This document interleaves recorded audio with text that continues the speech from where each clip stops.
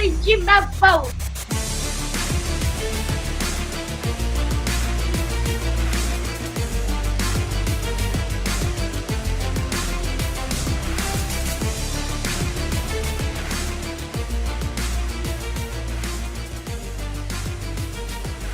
Court is in session with Ryan in Sacktown on If You Don't Like That. Now, Ryan in Sacktown. Oh, must be Rhino.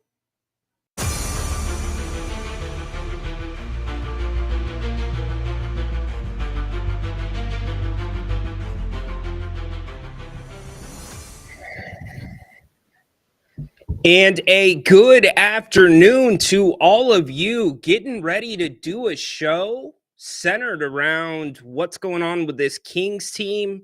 A devastating loss last night. So much to break down, so much to hear from you about. In fact, I was planning to do a timeline of this entire disconnect that dates back to this time almost exactly 1 year ago and 10 minutes ago. Ladies and gentlemen, can I please have your attention? I've just been handed an urgent and horrifying news story. Shams drops the news that the Kings have fired Mike Brown, 94-70, in his tenure here in Sacramento, 13-18 this season. A disastrous home record. Does this fix things? Y'all were calling for a change. Here's your change. He just signed a $30 million extension this offseason. Up to $30 million, I should say. Incredible stuff. So what I want to do is I want to hear from all of you. Get up in here on the Kings Court. You can call 916-822-9485. You can also use the link that's in the chat. We're going to talk about this. We'll still go through it, but I want to hear from all of you as we continue to digest the news that Mike Brown has been fired as the Kings head coach. And I've got a take on how this happened. Still digesting my opinion on this. I think Carmichael Dave hit the nail on the head when he said that at most 50% of this is Mike Brown's fault. I think that's about the best thing I have seen so far, but we're going to talk about it. Get up in here. Welcome to a much different Friday than any of us were expecting here on If You Don't Like That. Court is in session. Grant and Ryan break it down. It's Sacktown, we're the crown. Needs to be more aggressive on the offensive end, but this is the kind of Williams to Demon. Fox, goodbye. Oh, if you don't like that. Welcome back in. Ryan in Sacktown with you here on If You Don't Like That, the Kings Court. We are in session. Happy Friday, everybody. Usually Fridays are our Royal Rumble Fridays. I am getting a ton of reaction right now. A ton of reaction. I want to get it here on the show too, seeing that we already have 501 that have checked in. Thank you for being here on If You Don't Like That. A lot to go through with this timeline of Mike Brown being fired today. The circumstances around his firing, not unexpected. Not unexpected. If you asked me last night, and in fact, Grant did ask me last night, do you think Coach Brown will be fired? I said no. But that being said, I wouldn't be surprised with the owner here in Sacramento. So I can't say that I am shocked. I am a little surprised, but not shocked. However, the way the Kings went about doing this, you've got to be kidding me. Let me let you in on the events of today. The Kings had practice. DeMar DeRozan told us that De'Aaron Fox addressed the team privately and took it. Well, I should say, let me walk that back really quick. Sean Cunningham talked to Keegan Murray. who said De'Aaron Fox took accountability for his mistake last night and also apologized to the team for his handling of the press conference. The Kings go through practice today. Mike Brown is trotted in front of the media after practice. There is audio of Mike Brown taking questions from the media. Not only did Mike take questions from the media, he walked around and addressed every single player individually, including De'Aaron Fox. Plan was for them to get on the plane, head to LA for tomorrow's game. Usually the team takes off about 3 p.m. the day before an away game, and he gets fired. Did Mike Brown know he was getting fired and ran practice? If he did, that's one thing. If Mike Brown had no idea that he was being let go and the Kings allowed him to run practice and trotted him out in front of the media, that is awful. I've got a problem with that. Hell, I have a problem with Mike Brown being fired. But let's separate that.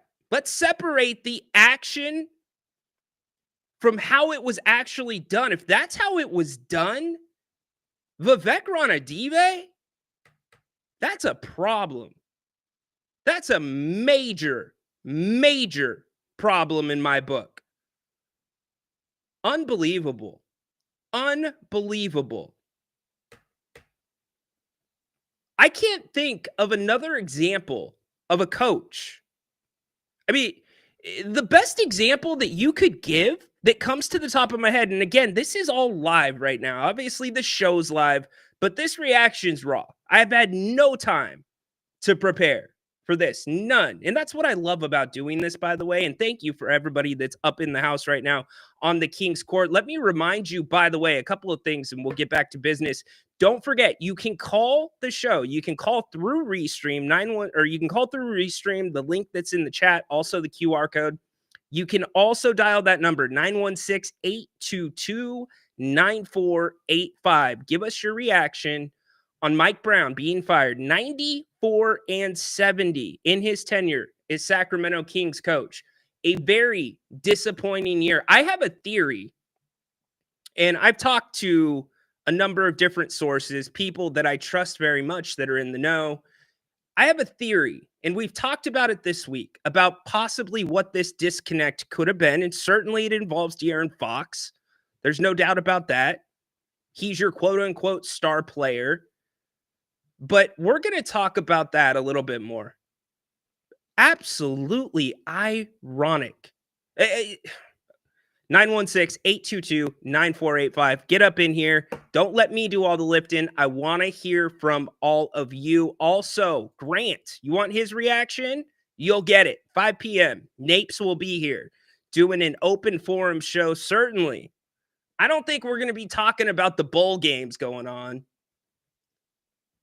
Baseball, I think we got a little more to chew on. So Grant will be here 4 o'clock. Or 5 o'clock. Make sure that you come back for that as well. We'll take you up to close to 5 o'clock, depending on how much reaction that we get to. The closest thing that I can relate this to right now is a coach that is fired after a game. Now, that happens all the time. Not a problem. You fire Mike Brown after last night's game, understandable. Doesn't mean I agree with it, but it's understandable. You let this man come in and coach practice today? And you put him in front of the media? I mean, what are we doing? Here's Coach Brown. You know, the coach ends up being the face of it a lot of the times. It's just, how does, given your experience and what you've been through, how do you weather a time like this where, you know, that pressure could be mounting? You know, that's part of it. That's why I get paid the money that I get paid. But at the end of the day, you also know when you go through adverse times, you know who was there, who's truly there for you. Because people will jump off the bandwagon quick, and the support, wherever it may come from, may not always be there, but that's part of what I have to deal with, not just for myself, but holding everybody together. And that's what I'm going to do. And I'm okay with anybody criticizing me because, again, I get paid to handle that. I get paid to get us through this. But whether it's anybody that's close, staff, players, friends, family, you'll be able to tell who was on the who jumped off a little bit when we had some trying times, and you just always remember that as you go forward, because you know who's truly in the foxhole with you and who's not. But at the end of the day, you best believe I'm gonna handle all the smoke, no matter where that smoke comes from, because that's what I'm paid to do. That was Coach Brown right before getting axed by the Kings. Does that sound like somebody that saw that coming, that knew that was coming? All right, let's get to some of your calls. Again, get up in here. Want to hear from you. 916-822-9485. Also, I'm putting the link back in the chat. Some of you saying the link is not working. Should work now. Let me know if you're having any issues with it, because I already got one caller on the line. Jay, what's going on? We are going to be a little more brief today because of the breaking news. Jay, what's up today? How are you doing? Good.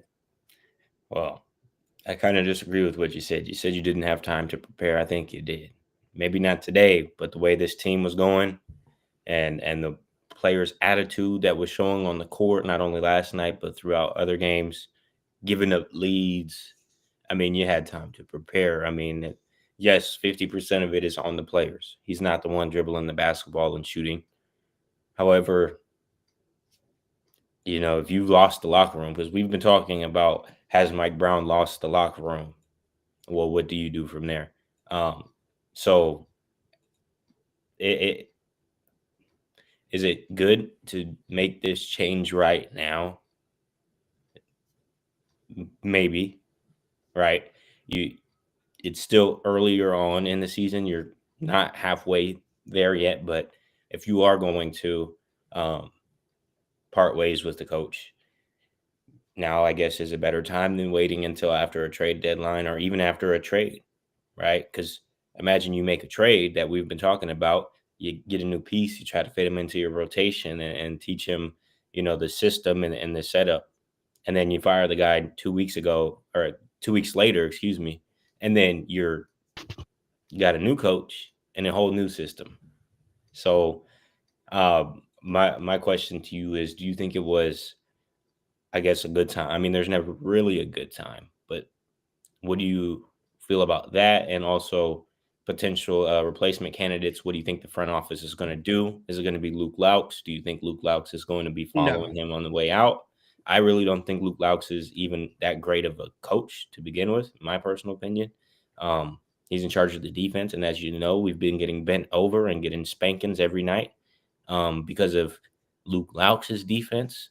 We have the worst three-point shooting defense in the league because of Luke Laux' defense. No, Jay, we got to be careful, my man. The three-point shooting defense was not very good last year either. So, and that was not Luke Laux running that. That was head coach Jordy Fernandez in Brooklyn running that. Fair enough. But yeah, so questions to you. So the timing of this. I think we've got to we've got to kind of break this off into pieces. If you ask if the timing is right or does the timing make sense, absolutely. The timing makes sense. You lose 5 games on your home court. You lose last night in dramatic flame-out fashion. I believe only 2 other times in the last 20 years has a team won a game on a 4-point play. 2 times in the last 20 years. Now, you put a little caveat on that because of De'Aaron Fox. We were going to get into all of that today. But timing-wise, record-wise, yes, it makes all the sense in the world. Now, Grant's been saying for a while, Mike doesn't sign that extension, then he's gone probably before this. So I have no problem with the timing in theory. Now, the way it was done, I have a huge problem with. If he, in fact, had no idea that he was getting axed and the Kings waited to do that after practice and you put him in front of the media for availability, that's a problem to me. Yeah. That's a bullshit way of handling business. That is unprofessional, in my opinion. And for you and I to look at how the business of basketball is ran, obviously he didn't know he was getting fired, but at the end of the day, business is business. And he had some inkling, or he knew he had to have known his job was going to be in jeopardy this season if he kept trending downwards in this. Jay, I get it, dude, but there is a professional courtesy. If you are going to axe him based off of last night, you axe him right after the game. You don't have him come in, run practice, and then before you get on the airplane, say, hey, Mike, bring your iPad to the office. You don't do that, in my opinion. Grant might have a different take. Now, as for who should be the coach, it should be Jay Triano, in my opinion. Jay Triano is the most qualified guy to take over that position right now. Doug Christie is not ready for it. I love Luke Laux. Think he is a great one-on-one player development coach. He's growing as a potential head coach. He ain't ready for the job, in my opinion. That is strictly my opinion. But as I sit here today in the show that I was getting ready to do before this news broke, I said it yesterday. You make this move, you have now handed over the keys to the castle to De'Aaron Fox. Oh, they've already been there. This is now De'Aaron Fox's franchise. They have already been Sacramento, De'Aaron Fox is your quote-unquote superstar. So if you are in the camp that De'Aaron Fox is going to get you over the hill, you're going to get another dose of it for probably the next 4 years. 4 or 5 years. And we're going to talk about a timeline here in a few minutes. Jay, I appreciate your call. I got a lot of people to get to. Circle back with me if we still have time at the end of the show. Yeah, I'll call back for sure. Right, appreciate you, Jay. Can I say one thing quickly? Yeah, go for it. I just saw someone say Darvin Ham coming up next in the comments, and I promise you I will not be a Kings fan if we hire Darvin Ham. There's no way, in my opinion, the Kings would be it would not make any sense. I'm not going to say anything bad about the Kings, but it would not make sense. Yeah, I'm not trying to be in-season tournament winners. That's all he's good for. Okay, yeah. So, all right, Jay, thanks, brother. It would not make sense to hire a permanent head coach for the rest of the season. For all intensive purposes, unless the players turn this around and Jay Triano turns this around, De'Aaron Fox turns this around, this season's probably done. This season is what it is right now. They're going to go on some runs. They'll look good. They're also going to go on some bad streaks, just like we saw the last 5. But this season is likely done if the Kings do it the correct way. You let somebody on the staff right now take over this team as interim coach through the end of the season, and you know that general manager position is going to be readdressed.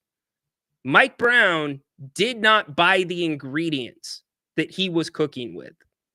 That's on Monty McNair. That's on Wes Wilcox. And to a bigger degree, that's on Vivek Ranadive if he did not want to open up his pocketbook a little bit more.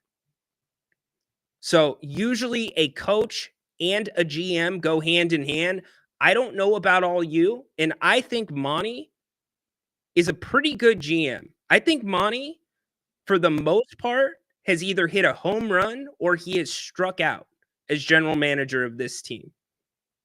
He's done good with the big moves, and he has done very poorly with, from using a baseball analogy, the singles, the walks, the doubles. They're not there. And those fringes is where this team has fallen behind in the Western Conference. Look at the Lakers 2 years ago. The Lakers were behind the Kings in the standings at the trade deadline. They make a couple of moves. Hachimura, D'Angelo Russell. What do the Kings do? They stay pat. I don't blame the Kings, actually, for staying pat that trade deadline. That was 22-23. That was the Beam team. Mike Brown, by the way, unanimous head coach of the year. First time that's ever happened. Unanimous head coach of the year. So they stand pat. Then that summer, you get bounced by the Warriors. Where did the Lakers go? The Lakers go all the way to the Western Conference Finals. The Kings that summer decide to use their extra money on extending Sabonis. I'll let you decide whether you think that that was a good use of money or not. But they didn't really improve. They didn't. They pretty much ran it back. That's where ran it back, run it back. We've heard that for the last 12 months or the 12 months before this season. But then last trade deadline, what did the Kings do? Basically nothing. They made one move which offset the cost of elevating Keon Ellis to a full-time roster spot. What did the Dallas Mavericks do? The Mavericks, they were behind you at the trade deadline again. And guess what? They make a couple moves, giving up at most a first-round pick. Where they end up? NBA Finals. So, we all know about the drafting of Devin Carter. He is now been assigned to Stockton. He is ahead of schedule. He could play for Stockton on Saturday at the Golden One Center. So we'll see how that helps the team. But circling back, a head coach usually goes hand in hand with the general manager. So I would be very surprised if you get a replacement this year, a permanent replacement. That would be a big, what do you want to say? A good job, some confirmation, a slap on the back, a pat on the back from Monty McNair. Hey, your job's safe. You get to hire another coach.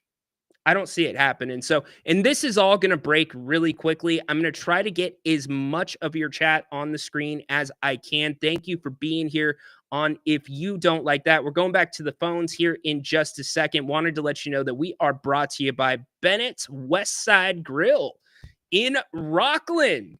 Make sure you go check out Bennett'sRestaurants.com. The Westside Grill is their third location here in the greater Sacramento area. Prime cuts of seafood, steak. They've got some amazing salads. By the way, weekend brunch this weekend. Make sure you go check it out. They have a different special that runs almost every single day. And if you have an office party, a gathering, a New Year's party, and you don't want to do the work, let Brian Bennett and the team at Bennett's handle it for you.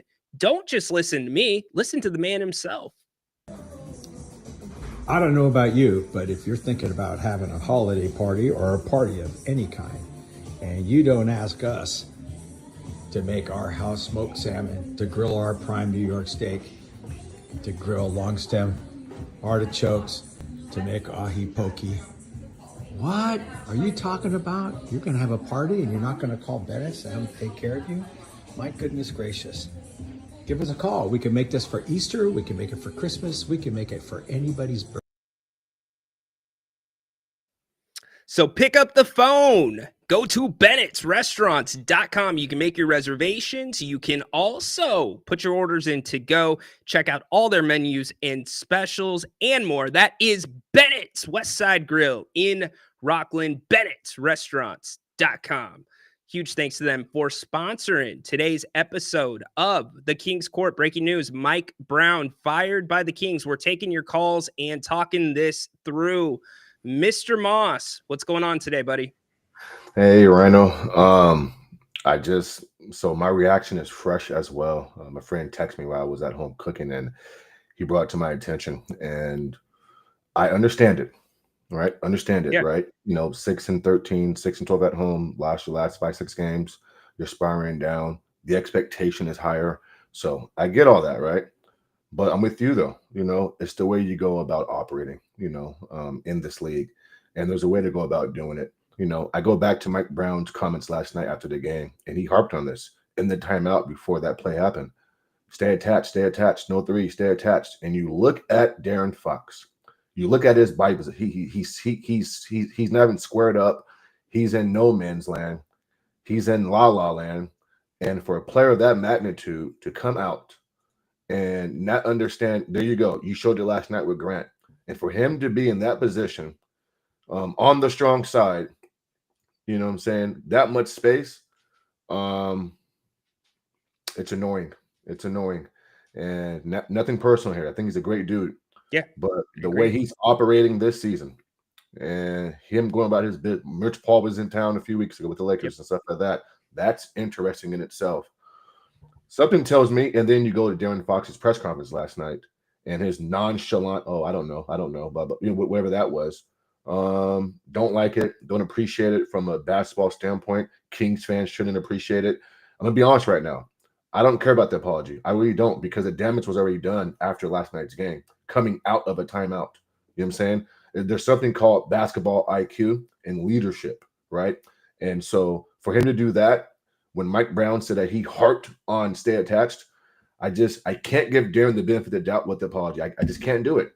He's been around this league too long to know what's expected of him. Mike Brown, you've made some mistakes, just like any other coach has made mistakes, right? It's the NBA. It happens. Rotations, minutes, consistency. I get all of that. But the Kings signed him to an extension, and then you make this move. I don't know who's out there that's going to come in with cachet that the Kings are going to respect in that locker room. I don't know who that guy is, Well, De'Aaron Fox has to be part of the hiring process now, right? Or Rich Paul? Absolutely. And I know that's been the way things have been ran. Your star player has a say-so or has an opinion. I don't like that. And this is why organizations like the Miami Heat and the San Antonio Spurs, owners own, GMs get coaches, coaches coach, players play. There's a pecking order. And so, I just like, things to be structured. I think Mike Brown did a good job here in Sacramento. He's made some mistakes like any other coach has done. He has cachet. He's been around some of the best players in history. He's been in some of the most opportune moments on the basketball court. He knows the game of basketball. Did he possibly lose the locker room or lose Darren? It's possible. I'm not going to say it's not, but I don't like the timing. You know what I'm saying? This isn't good business. And the thing is this, Well, let's separate something. Okay. I don't have a problem with the timing. I get it. The timing makes sense. It's not like the Kings just won 5 games in a row. Mm-hmm. The Kings are going the wrong way. They're 13-18 and 6-12 on their home court. And you come off of a Christmas homestand. Grant's laid this out beautifully. It's the time of the year that should be picking the team up. The fan base should be at their highest. You have people coming into town that aren't always in Sacramento, and they witness some of the worst basketball of this 3-year era of this Sacramento Kings team. So the timing completely makes sense. But the way that the Kings may have gone about doing this, that's the problem I think that both of us are trying to get across. Yeah, I appreciate you clarifying that, Rhino. But yes, totally agree. If this was going to get done, then you do it last night. I think last night was like you guys said, was the real rock bottom. Grant said it best. So you do it right then and there, right? While everything is just, in its moment. You don't let the night come and go, and then they wake up, and then he thinks everything is all fine and dandy. He addresses the team and blah, blah, blah. And then you spare this news on him and the team. It's just not a good look. It's bad business, in my opinion. And players and other people are watching. And so how can you attract free agents and attract people to come here if you're not going to do things the right way? And I don't think it was done the right way. And so let me just say this and I'll close out, Ryan. Mike Brown, you got your extension. We'll enjoy your family, right?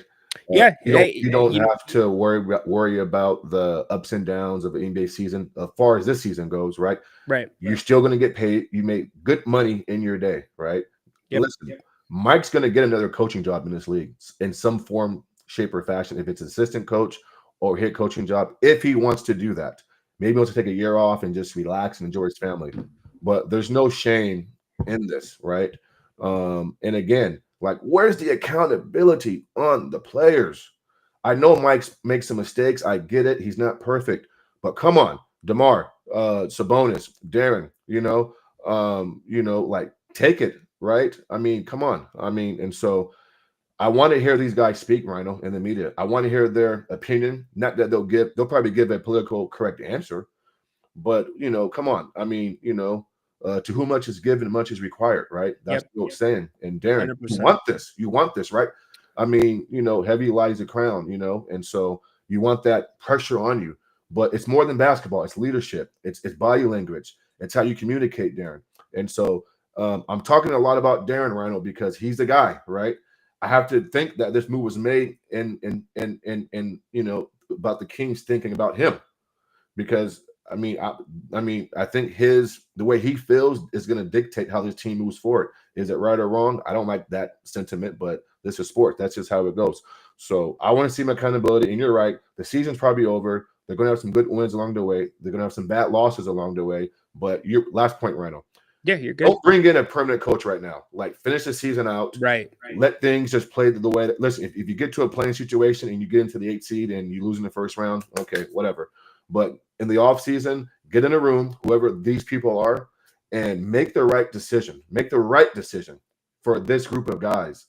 And so, and then I'm sorry, Rhino. Dago, is that confirmed? Because I've been checked. Sorry to cut you off, Moss. Is that confirmed, or are you just putting that in the chat? Because I'm fishing around as well regarding that as we're taking calls.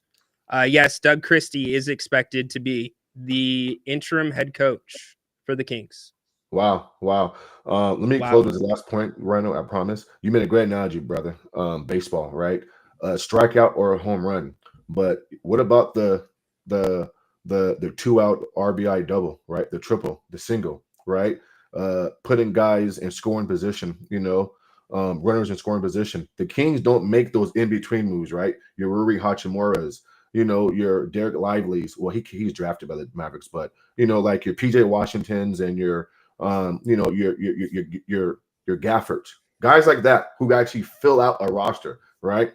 And so I want to see them get back to that, because that's where a team really becomes a team. When you're top heavy and you got guys underneath that are just players. Listen, sometimes fit matters. So as always, Rhino, I appreciate your show, man. You're doing a great job. This is not a good day for the Sacramento Kings. I'm shocked. I'm sure you're shocked. But listen, Kings fans are loyal. I think they're going to roll with it. And listen, whatever happens, and we'll just go along with the show. I'm disappointed, man. I'm not gonna lie. I'm disappointed right now. Thanks, Moss. Appreciate it. Yes, sir. Have a good one. Be well. Isn't it ironic? So Shams is reporting Doug Christie is expected to be the Kings' interim head coach. Sources tell ESPN. Man, I swear, like didn't something like this happen in the past? Shoot, I feel like somebody was supposed to do a show and they were told they were going to do a show and they prepared with their co-host and then they didn't get to do a show and the co-host knew? It feels too familiar. Doug Christie taking over the Kings as interim head coach. So let's separate a couple things. That's the right move with going with an interim coach. Now, there's no way you're going to it's very unlikely you are hiring a head coach right out the chute after firing your coach. But Doug Christie surprises me. Doug Christie really surprises me. If I'm Jay Triano, oh yeah, you know what, Michael? Good job, Michael. I think that's exactly what that situation was. Doug Christie getting this gig. He's Domantas Sabonis's player development coach. Doug Christie, years coaching off the top of my head, less than 4 or 5. I believe he came on Coach Brown's first or second year. Now, I'm going off the top of my head really quick. Going off the top of my head, we'll confirm this as Shams is reporting that Doug Christie will be leading the Sacramento Kings. In terms of the way the coaching staff is set up, Jay Triano was Mike Brown's associate head coach. Now, surprised that Jay Triano, being that Mike selected him as his associate, is not getting it? No, not necessarily. Some of you in the chat saying that Luke Laux might be next in line. Doug Christie, though, that is who the Kings are going with. And Mr. Moss made a really good point. This does put a little bit of a black eye on the Kings, not because they chose Doug Christie, but how they operated today. Other agents, other players are going to look at this. Let's call a spade a spade. I'm as I sit here and I think about it more, Rich Paul and De'Aaron Fox got Mike Brown fired. That is my take. You want to talk about disconnects?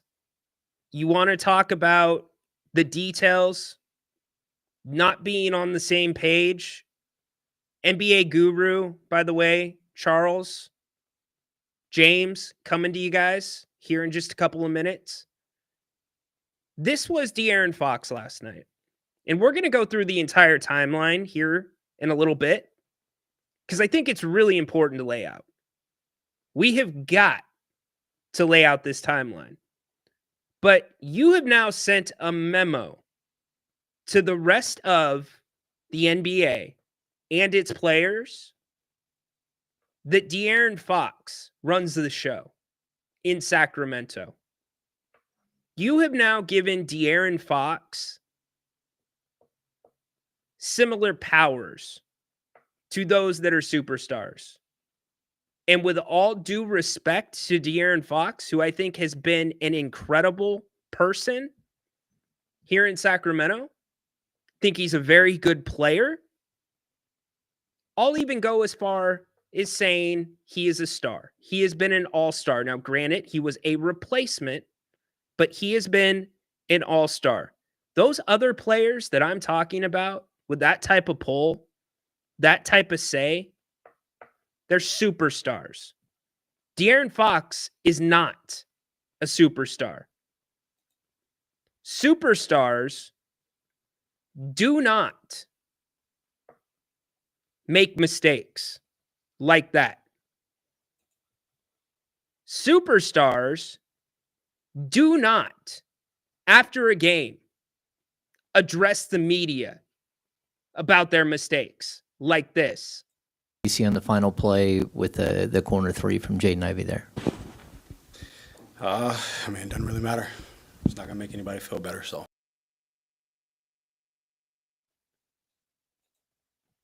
do you guys have to do? I don't know. Yeah, De'Aaron, where do you go from here? Like you said, I don't know just now, but like what do you do as kind of the leader of the team to move on for Los Angeles? I mean, just try to be ready to play. Thanks, everyone. Kings fans, that is now who is driving the ship. Is Doug Christie going to be coaching De'Aaron Fox, or is De'Aaron Fox going to be coaching Doug Christie? It's a fair question to ask. Mike Brown's biggest mistake here in Sacramento, and we could break it down, micro, fundamental. We could get down to the core. Mike Brown's biggest mistake in Sacramento was giving the players too much power. Being a player's coach is popular. I get it. It works for some coaches. Some players will only want to play for players' coaches. The days of authoritarians, your Bobby Knights, your Greg Popoviches. Now you got Ime Udoka, who should be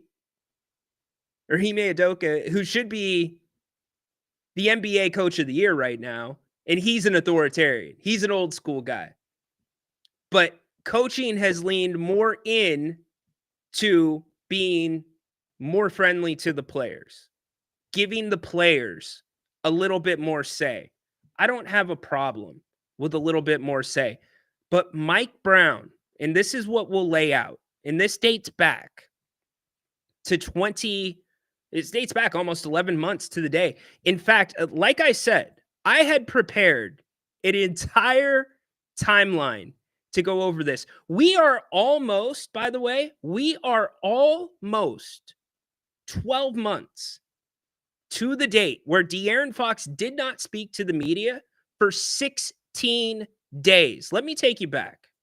After they lost to New Orleans, and at one point they were down 50 in a home game a couple weeks back. Yes, remember that. Yep. And it got highlighted, and Mike Brown was asked essentially why in these one-sided blowout losses is your leadership council, which he's talked before about who that is. It's, I think, Fox and Sabonis. I forget who all is in it, but it's a small group of guys. So the question was basically, why don't these guys talk after blowout losses? They had Keon Ellis up at the podium. To me, it's a fair question, but I think in the wake of that, De'Aaron was upset with the way that he took some criticism there. It was reported in the Sacramento Bee today that night that he had actually not been asked to talk. He had a bad game, and they were trying to give him a night off, I believe. And it's a bad set of circumstances to where he just went dark, and so that's its own thing. But then you have, So that was almost a year to the date where De'Aaron went dark and De'Aaron's numbers dipped significantly. And the only reason for those of you that are tuning in and you're like, Rhino, why are you hammering De'Aaron Fox? He might not have been the only player involved. He might not have been involved. There could have been a disconnect with some of the other guys. There could have been a disconnect with all of the guys. Look at the past 3 weeks of what's gone down. De'Aaron calls the franchise out, not just in media availability, but he goes on Draymond Green's podcast and does it. Here's De'Aaron. I love the city. I love being here. I've raised my family here. We got our grandparent there, or the kids' grandparents here. Like, I would love to be here and retire here. Play. I mean, how many people can say they played in one organization for their whole career? Like, I want to be a part of that select few people. But at the end of the day, I also want to win. So you gotta win. Especially where you at. That's where you make your real money. You want the elite. You know what I mean? Exactly. You want that window. You want that chance, man.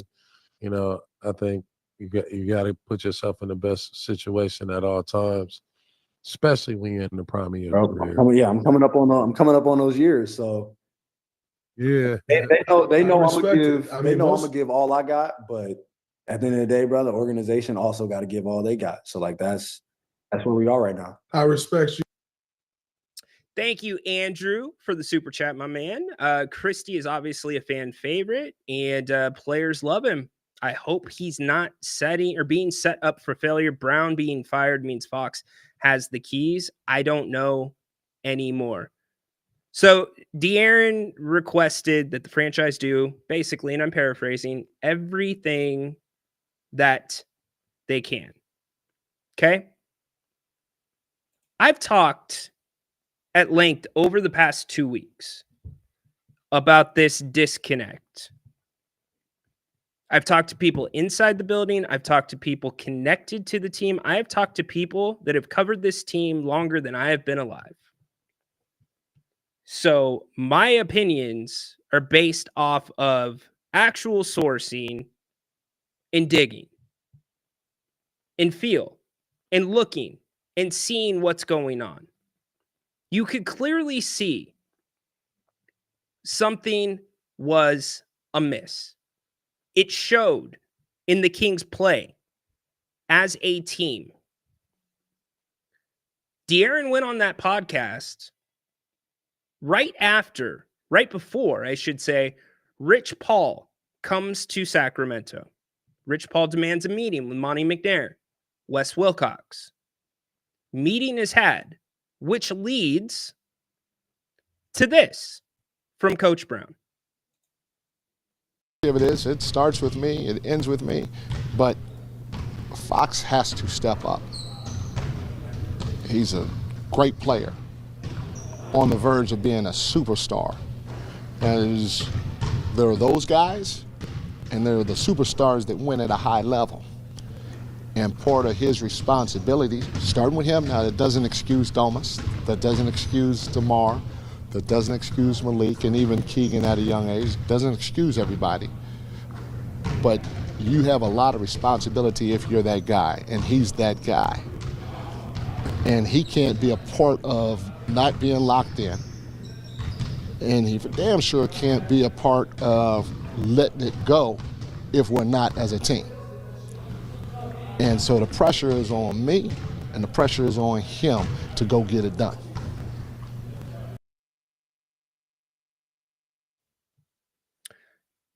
So that was Mike Brown responding. The consensus about, and what's so odd about this entire situation, was for as bad things were getting on the court,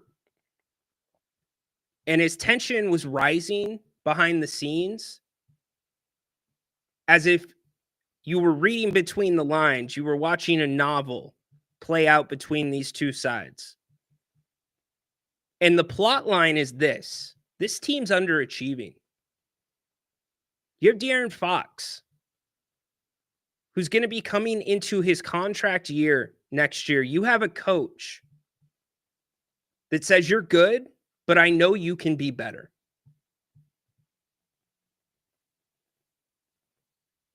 You have a star who has been asked to play different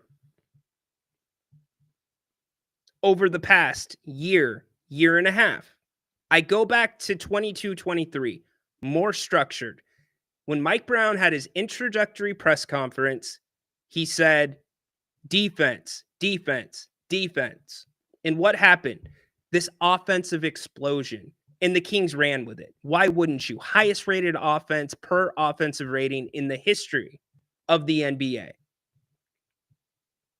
Then they fail in the playoffs. Mike Brown was criticized. I criticized Mike Brown for not playing Davion Mitchell in Game 7. A lot of you felt the same way. The Kings roll into the next season. And the Kings, granted, in 22-23, had great health. That was a year where, much like this year, maybe this year even more, with injuries to stars. But at the time, 22-23 was unfounded. It was one of those, you almost say, if you've taken statistics in your life, it was an outlier with the amount of injuries in the Western Conference. But guess who else was an outlier and a couple of standard deviations away from the mean? It was the Kings. They were the healthiest team in the league by far. The next closest team was the New York Knicks, and it wasn't even close when it came to the starters. Not even close. So you roll into year 2, the team runs it back, and Mike Brown opens up the offense to the guys. Mike Brown gives the players more autonomy to play and make the decisions. And what happens? The Kings regress. Now, that's not just on the players. Let's also put some on Mike Brown. Mike Brown, if you want to be a little critical of some of the things he has not done well at times, it's adjusting. And I have led that argument from this studio. Mike Brown has been slow to adjust at times. He has been inconsistent with his rotations. The offense was not what it was the year before, in part because the NBA caught up. The NBA was also healthier. Teams played Sabonis different, which took away opportunities from guys like Keegan Murray, took away opportunities from guys like Harrison Barnes, Kevin Huerter. They were getting different looks. But Mike Brown kept the offense in the players' hands. Now, let's fast forward to the end of the season. The Kings, ravaged by injuries, still make the play-in. Still make the play-in. Playing the Warriors. Sure, get right from the year before. And Mike Brown tells the media, whether for good or for bad, Mike Brown says, I've barely been calling any plays this year. I've let the guys do it. The guys have been pretty much calling all the plays. In fact, if I remember right, it was like 85% to 15%. Like Mike was only calling plays 15% of the time. But what did the Kings do in the play-in game against the Warriors? They were structured. Plays were being called. They were adjusting. They were strategic. They were 2 steps ahead. And they dominated. Probably one of the best games that team has played together in this span, the Mike Brown era that was. If you're just joining us right now, Mike Brown has been fired as the head coach of the Sacramento Kings. We can talk about how it went down, but what's important, more important, Doug Christie will be taking over per Shams as the interim head coach of the Kings. We're going to go back to the phones in a second. I want to finish laying this part of it out. Then I'll get to the rest after the calls. So then you come to this year. Mike Brown gets his extension. What did Mike Brown do? Mike Brown and his agent, well, I can't say Mike Brown, his agent went to the media and said the Kings don't want to pay him what we think he's worth. What did Sacramento do? Sacramento pushed back. We got to have Mike Brown. It's the most solid base this team has had. We broke the playoff drought. This is going to be the year. You get DeMar DeRozan, right? Expectations are through the roof. Although I think they were still realistic, expectations were still very high for this team. And this team in the preseason comes out fluttering. They can't hit a 3. They lose all 5 preseason games. And inexplicably, before the first preseason game, Mike Brown says, or before the first regular season game, he says, well, you blame that on me. I handcuffed the guys. I told them that they could only play out of certain sets. So you can make what you want of that. What is important about that is a drastic difference from the year before. That's a big difference from the year before. Mike Brown also made it very well known that he was not comfortable with his rotation. Now, whether that was a call out to the front office, whether that was a call out to ownership, he didn't like his rotation. He didn't like his ingredients. The Kings have had to rely on signings like Jay Crowder, Doug McDermott, both great professionals, have had good pro careers. But this team was at a far too important place to have to rely on guys like that. And as this season has gone along, Mike had to find a way to integrate in DeMar DeRozan, who is a structured player, which means you are taking back some of that autonomy that was given to the players. So fast back forward to where we were at with that last drop. The struggle was, hey, you can be better. You can be better. There's more that you can do. Yes, we need to be better as a team, but there's more that you can do as well. And that was not received well. And it fits perfectly along the timeline of both behavior and characteristics that we have seen from De'Aaron Fox and this team. And it is boiled over to a point that we are going to play what happened leading up to this afternoon. We'll hit that on the other side of the phone calls. But this became you choose Fox or you choose Mike Brown. Which route is it going to be? What I'm going to tell you is the same thing that I told you a couple of days ago. There was no easy answer to this problem.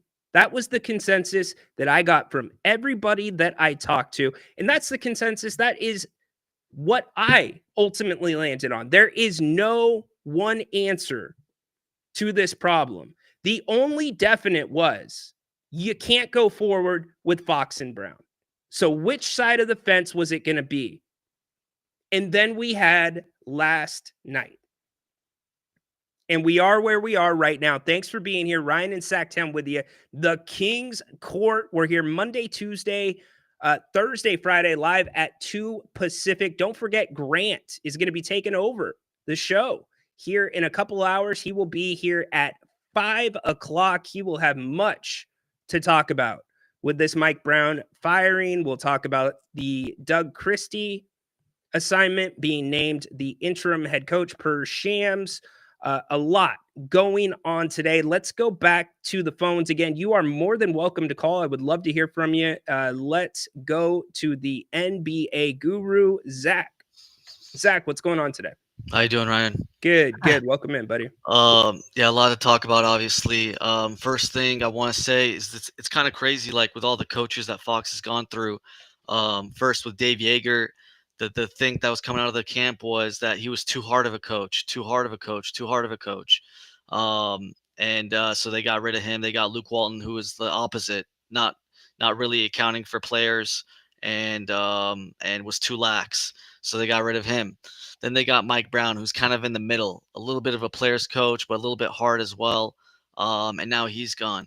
So I just want to see, I don't know if Fox is kind of a problematic player to play under all these coaches, because he's just, I feel like there's a lot of complaints about all the coaches every time he's had one.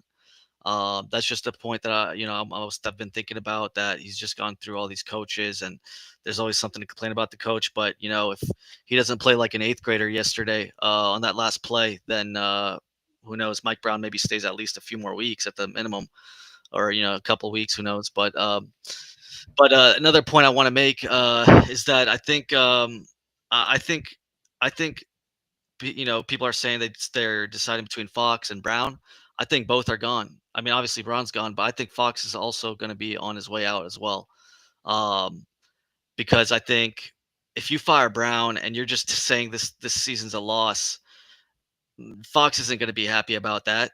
He wants to win, and you're going to say, "Hey, we just got rid of the head coach. We're going to put Doug Christie in, and you're going to be cool with that for the rest of the season. We're going to have a new coach. It's going to be a little bumpy in the first couple months, but we'll be all right. Is that cool with you?"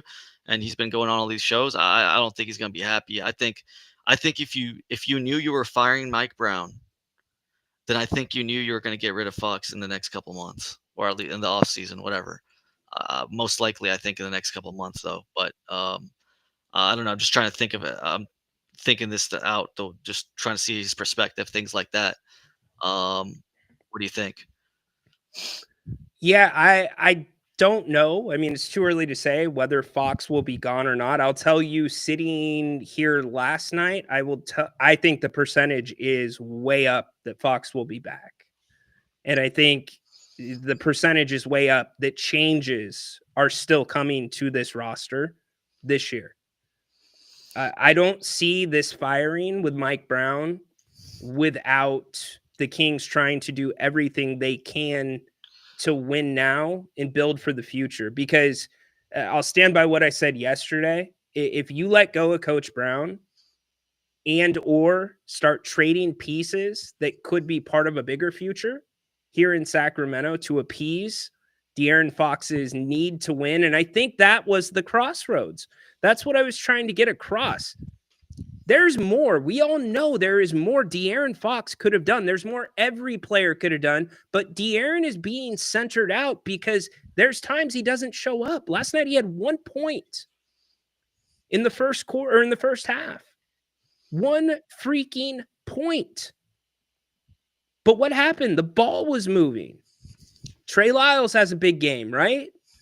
So I just don't know. I think the Kings are going to bend over backwards to cater to him. And whatever that's going to look like, whether it's trading Murray, whether that's trading Malik Monk, whether that's trading possibly Domas, I don't think anything's off the table. If you just fired Mike Brown, especially in the way that you fired him, and now Doug Christie is the interim. I just, it's the Wild West in that building, in my opinion, right now.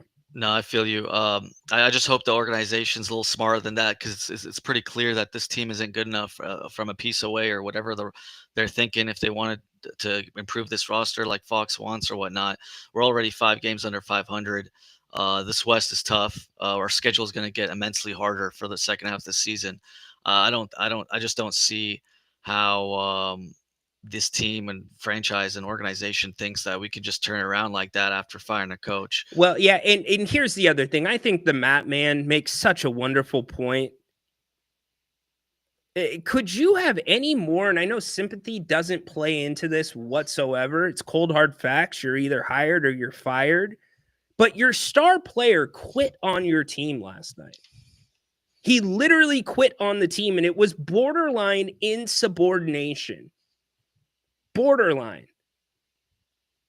And you fire the coach the day after? To me, the way that this was done, and this is strictly a feeling, the way that this was done, and you got to understand, there was not a lot of smoke coming from the building other than something's off, but they're going to work through it. There was hardly any smoke about coach losing his job. There was hardly any smoke about trading De'Aaron Fox. Even though they were on a bad run, it was business as usual. So I can't help but think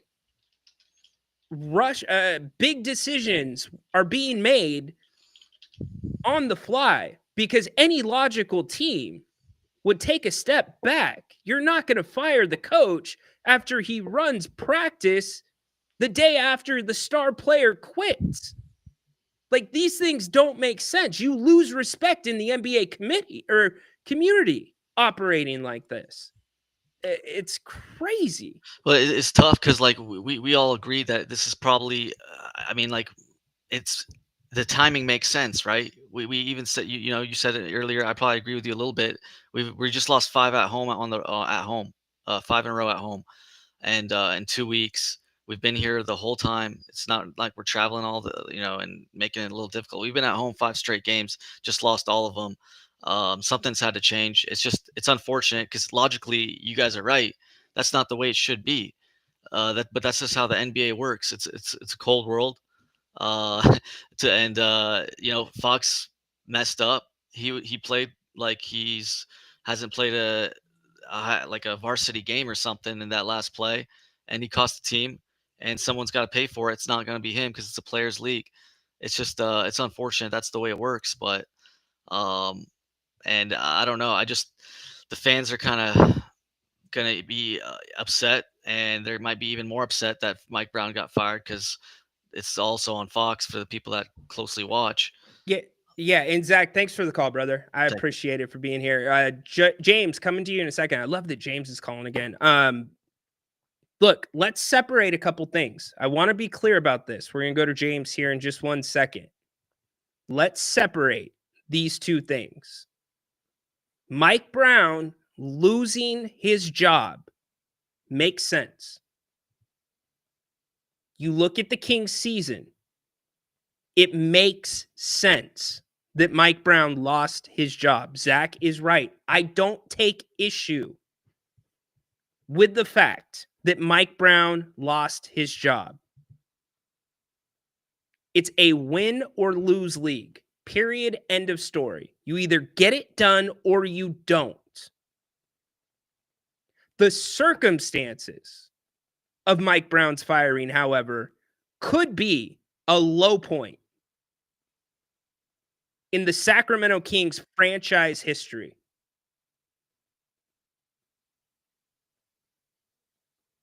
Let me repeat that. This may be a low point in Kings history when you take everything into account. What happened last night, allowing him to coach practice, allowing him to speak to the media. Unreal. James, what's going on? How you doing today, buddy? Oh man, I feel like you feel right now, and everybody else. Yeah. It's just crazy. It's reminiscent of what a lot of players have said when they leave the organization, how the organization handles situations. I've always felt like, even with hard conversations, you have to be a gentleman about it. You don't make a fool out of people. You take them to the side, tell them, hey, this is what's going on. Instead of just, like you said, allowing him to coach practice and then, the acts. I feel like that is reminiscent of King's behavior in the front office, years ago. I think this actually, I don't think it just started this year. No, it didn't. I think this started last year. It did. That's Um, what I was laying so out. That's right, exactly what I was laying out. right. It started last year with a 16-year playoff drought. Come on, it's kind of like your expectations are pretty high. I wouldn't give so much credit to Brown. When they made the playoffs that year, the Kings kind of got lucky. The West was riddled with injuries. They kind of got a higher seed than I think they would have had the league been healthy. Especially, I mean, the West been healthy. So they kind of got a little handicap on that. So I think what we started to see was what I feel like Coach Brown did not do. Other teams made adjustments to the Sure. DHO. They made Bingo. adjustments to Keegan being wide open for spot shots.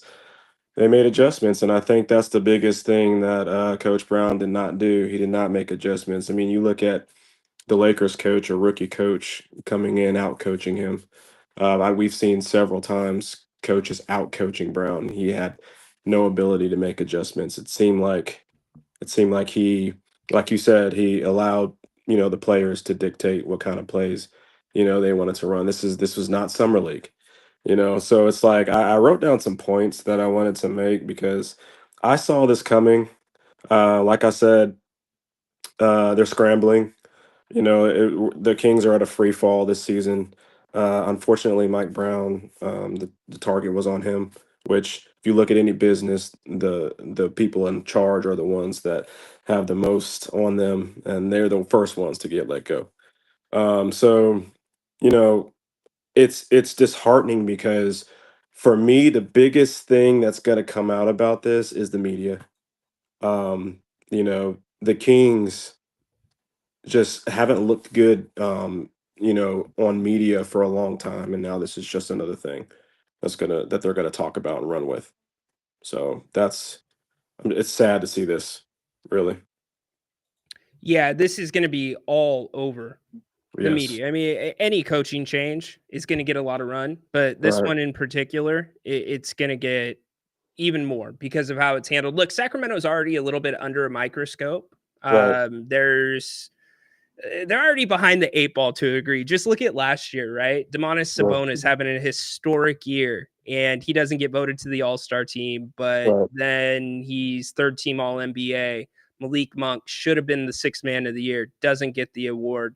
You have to go above and beyond to get the respect or to get some run nationally. But Right. conversely, if you do something wrong, you're going to get piled on 10 times worse. Ugh. And that's the reality of Sacramento. That's the reality of some other small markets. But for whatever reason, James, it feels like Sacramento in particular, that's just the MO.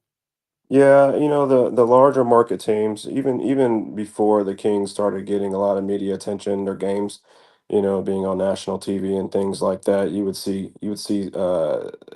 teams that were getting more spotlight than the Kings. And then like when I watch things like First Take and things like that, you see the only teams that they mention, the biggest ones are the Lakers, no matter how they're playing. Just because it seems like there's an agenda when it comes to the revenue that certain teams bring in. So the Kings have always got the short end of the stick, unless they were just winning like mad winning like they were, 2000, look, anyway, shoot, from 98 to 2006, really. Yeah. So it's just disheartening. I hate it for Brown. I'm not going to say that he didn't deserve to be fired because that's the way the league works. I Right. mean, it is what it is. But like you said, how the manner of which he got fired was just it's crazy, man. Um it just doesn't make this organization look good at all. And that's a big thing when it comes to how when other if other players want to come to this organization.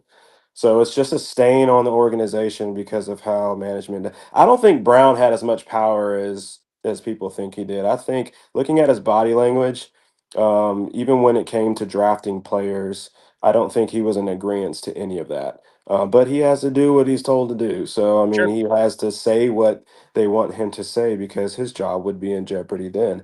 When he started speaking out against Fox, and I don't agree with that. I don't agree with him going on, in front of in front of the interviewers and talking about Fox like that. I believe that's a private thing. When you're a coach and you're talking about your team, yes, it's important to, talk about the leader of the team, and the responsibility he has. But you kind of need to make it a team thing, not just the supposed leader of the team and the whole team needs to play better because star players have their bad games. And I don't think it does good for the morale of your star player to be called out like that. So I don't like that Brown did that. I do not like how Fox responded, in the post game interview. It's a bigger problem than just him. This team will blow leads, and I think that's an adjustment thing. So I think solely that's on Brown. But the players do have a job, to do. But that's just my take on this whole thing. Yeah, for I'm sure. still shocked, man.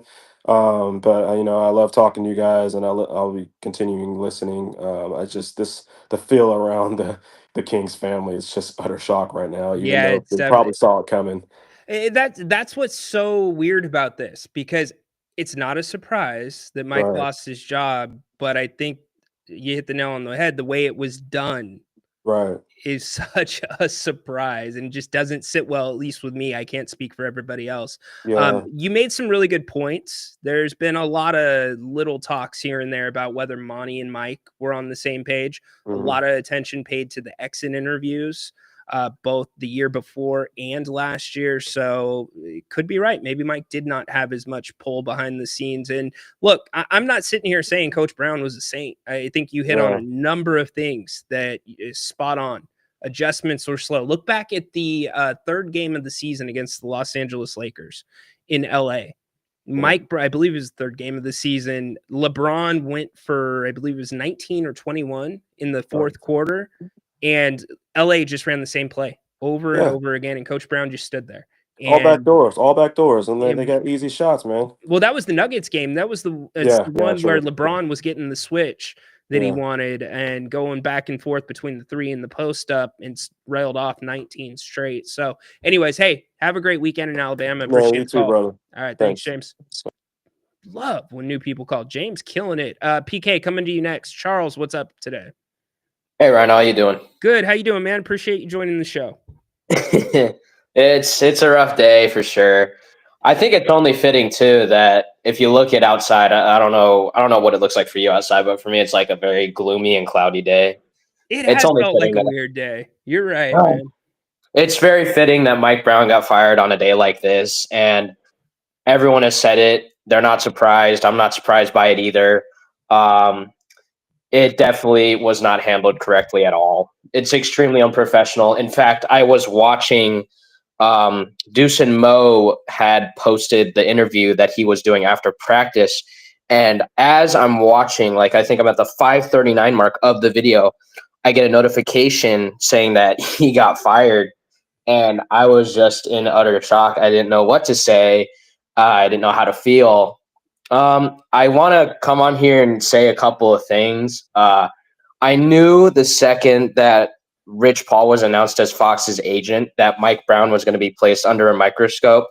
Because if you look at what him and LeBron have done, you go back all the way back to his days in Cleveland, like got David Blatt fired, even though they were off to a good start, got Right. Frank Vogel and Darvin Ham fired, even though both those coaches helped make deep playoff runs, one of them resulting in a championship. I knew that Mike Brown was going to be placed under a microscope, and if we weren't doing well enough, I knew he was gone. And I want to say it was after the second loss to the Lakers. That's when I kind of said, I think Mike Brown might be finished. Yeah. Rich Paul and Fox are going to push him out. I kind of knew that was going to happen. So it's like, I'm just shocked at the way they handle it. Not shocked that they have that it happened. The second thing I want to ask is this the point where we just say screw it and maybe try to just trade try to trade players, like good players away, like DeRozan or Monk, try to get assets to start a tank, which this organization has never fully done because Vivek just doesn't want to for some reason?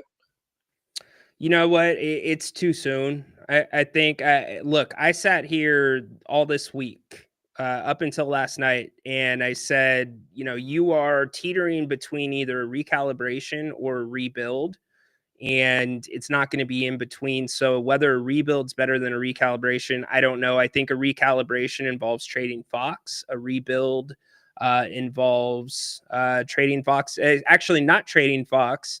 And trading pieces that are significant to the team right now and having Fox ultimately walk. So that'll be the question. It's $1 million question. Can't answer it right now, though. That's fair. That's totally fair. I totally get why you think it's too soon. I think it's too soon as well. I think probably next year we'd wait to start. But yeah, that's all I have. Thanks for always hosting these shows. Always a pleasure to watch you and Grant cover the Kings. And I just want to one more quick little thing before I go. Actually, yeah, brother, you got all the time in the world. Last night, I donated on the super chat saying that I understand how Bears fans felt after the Jaden Daniels Hail Mary earlier in the year. Yeah. And I want to say I'm officially saying it now. We are the Bears of the NBA. Like we have a crazy play where we lose the game, and then the day after we fire our coach. So, I mean, that's it. Yep, that's it.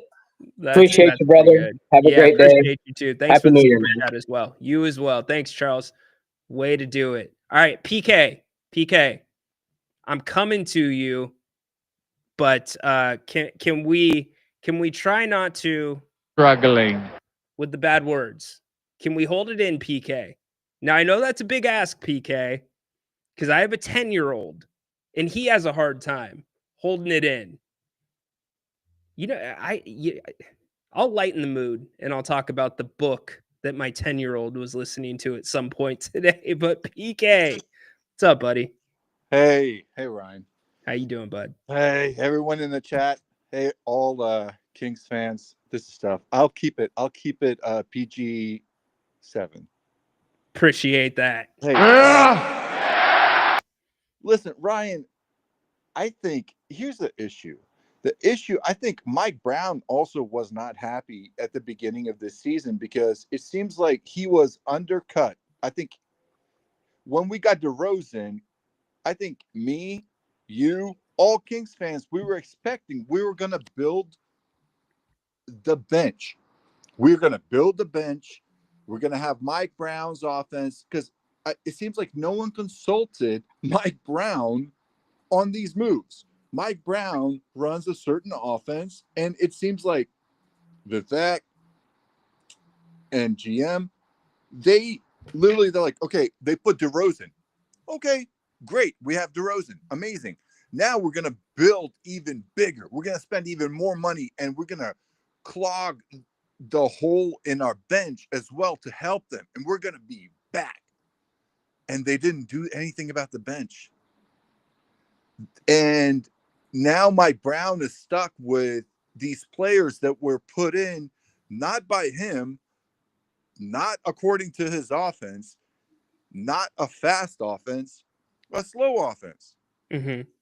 And all of a sudden Brown is like, hey, guys, you guys hired me to run my offense, and I have my schemes, and now you're the ones who are plugging the players in. I think they forgot the bench completely. If we got a superstar and we got so excited to get DeRozan. DeRozan's a freaking killer. But then they just forgot the bench. And then in the long season, when you have a long season without a bench, things are going to break. Sabonis is going to break. DeRozan is old. He's going to break. So, I think they kind of left Brown out to dry. It was hard for Brown to coach his schemes with the roster that he had. Even Carter, we draft a guy, even our draft can't play. PK, there's more questions than answers on many of this because I'm with you. There was how many times you're on the show all the time? How many times have we heard Mike Brown in the last month say somehow, some way? Right. Somehow, some way. Somehow, some way. Yes, but also the second thing, Ryan, Fox has now the biggest agent in NBA, and he's due for a supermax. He's only due for a supermax because he's playing with Sabonis. Before Sabonis, Fox was just a fast guy that was just running around. You know, he had a shot. Sabonis made him into a supermax player.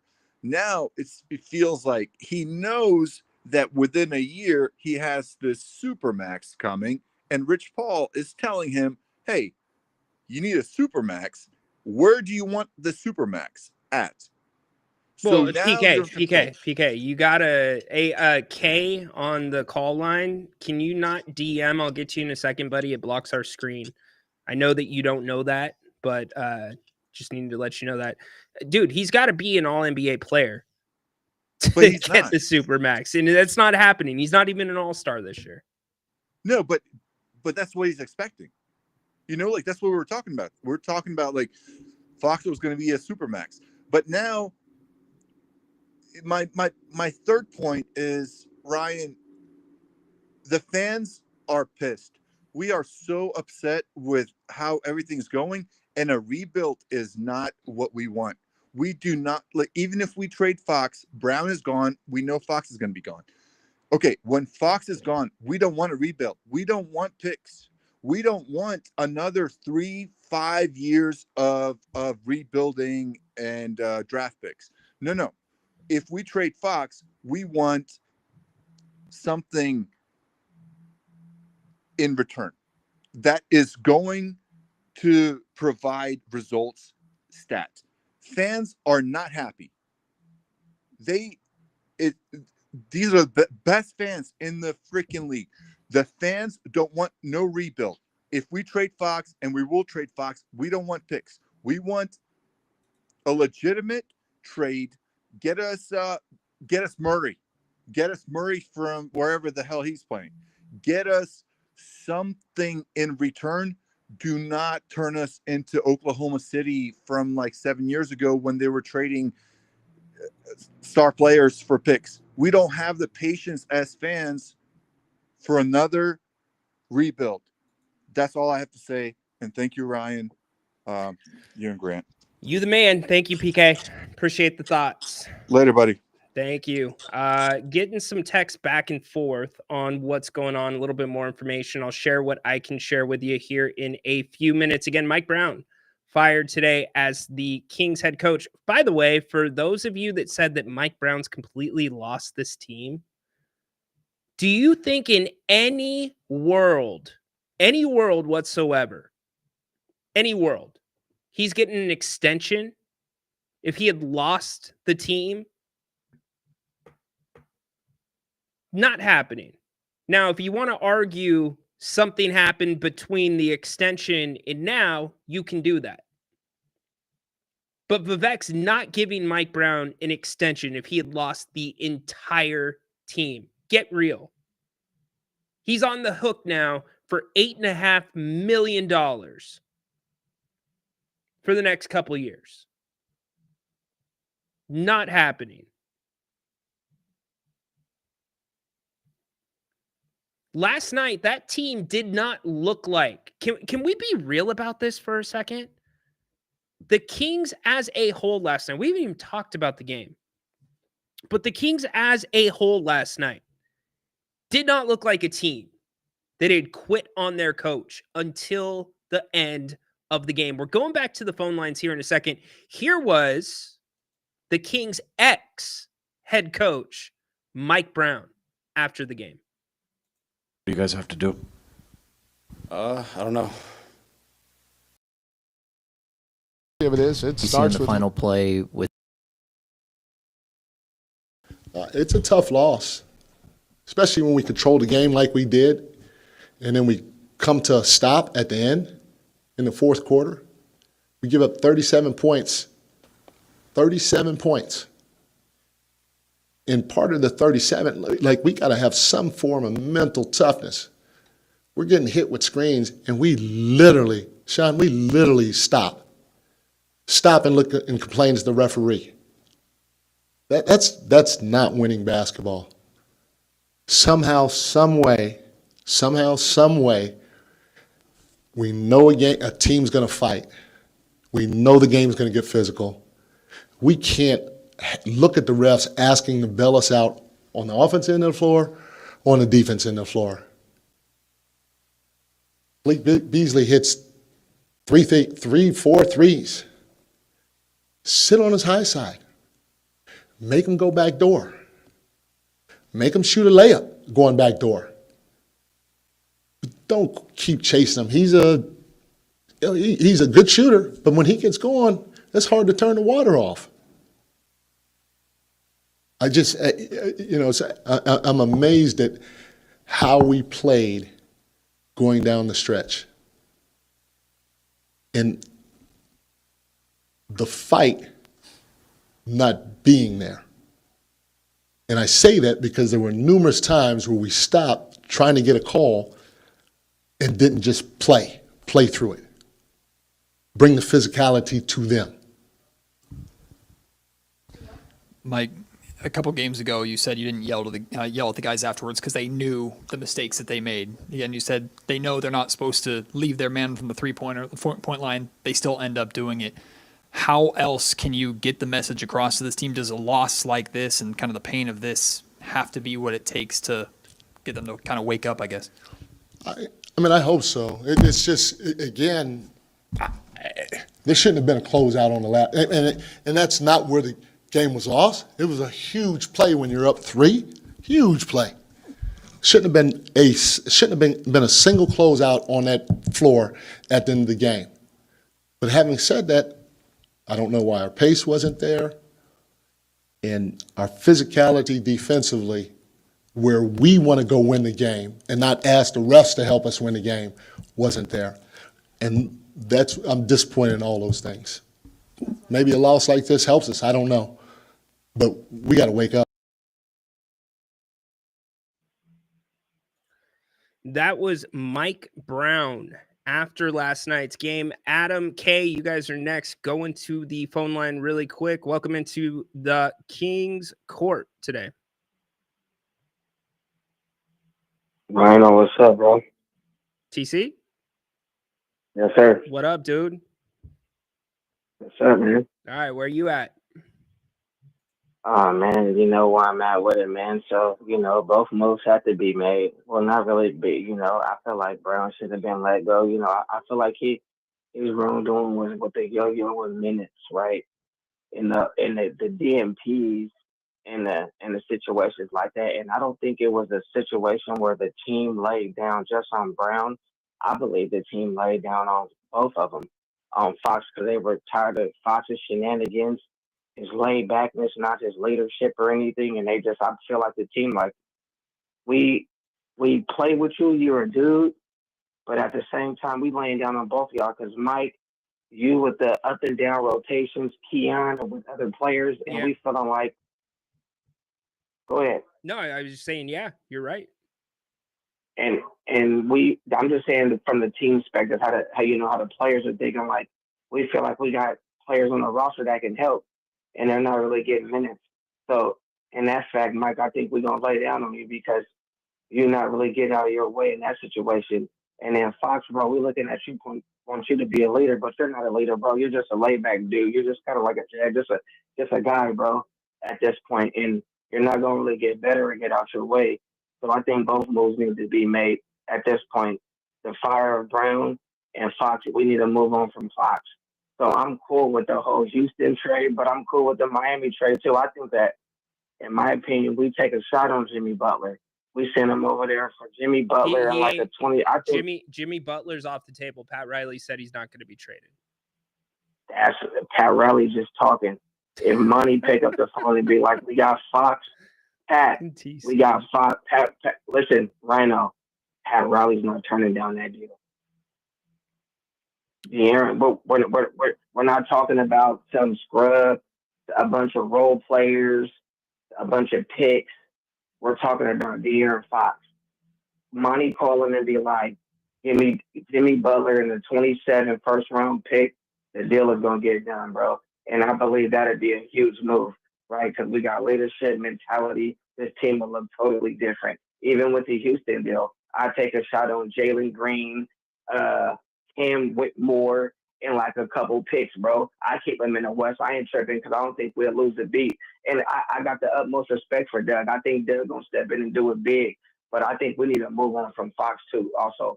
I don't think we fire Mike and then move on from Fox. And I'm not with this is Fox's team. I believe we're moving on. I don't know about Monty. Monty might be on the chop block, and it might be West team. I don't know moving forward. But Doug is a good guy. But in my opinion, bro, it's time to move on from Fox, too, bro, and get what we get and keep this team moving with Malik Monk and Domas Sabonis. We can figure out what we're going to do with Keegan, but we can move along with Monk and Sabonis, bro, and figure out what we're going to do from there. But Fox has to go right now. I'm sorry, bro. I appreciate it, TC. Thanks for the call, brother. Thank you. So here's the thing.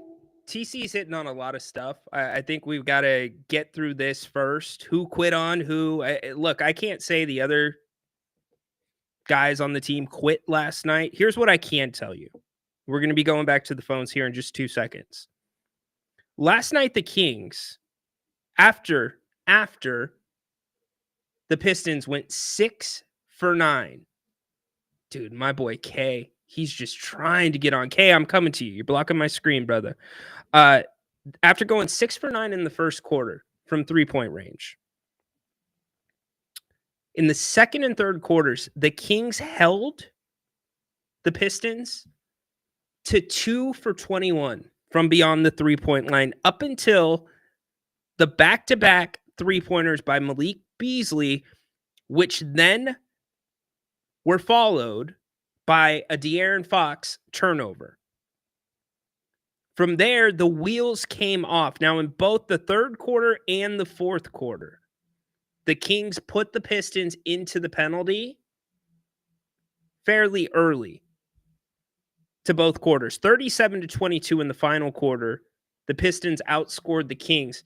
Here's what I'm getting at. That bench unit last night was the reason the Kings were in the game. The ball was moving when the bench unit was in.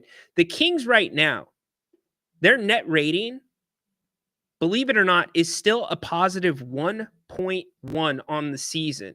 And we talked about changes. And, Mike, again, some issues with adjustments.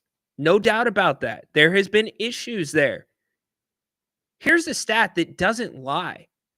The Kings starters are negative 0.7. Let me repeat that.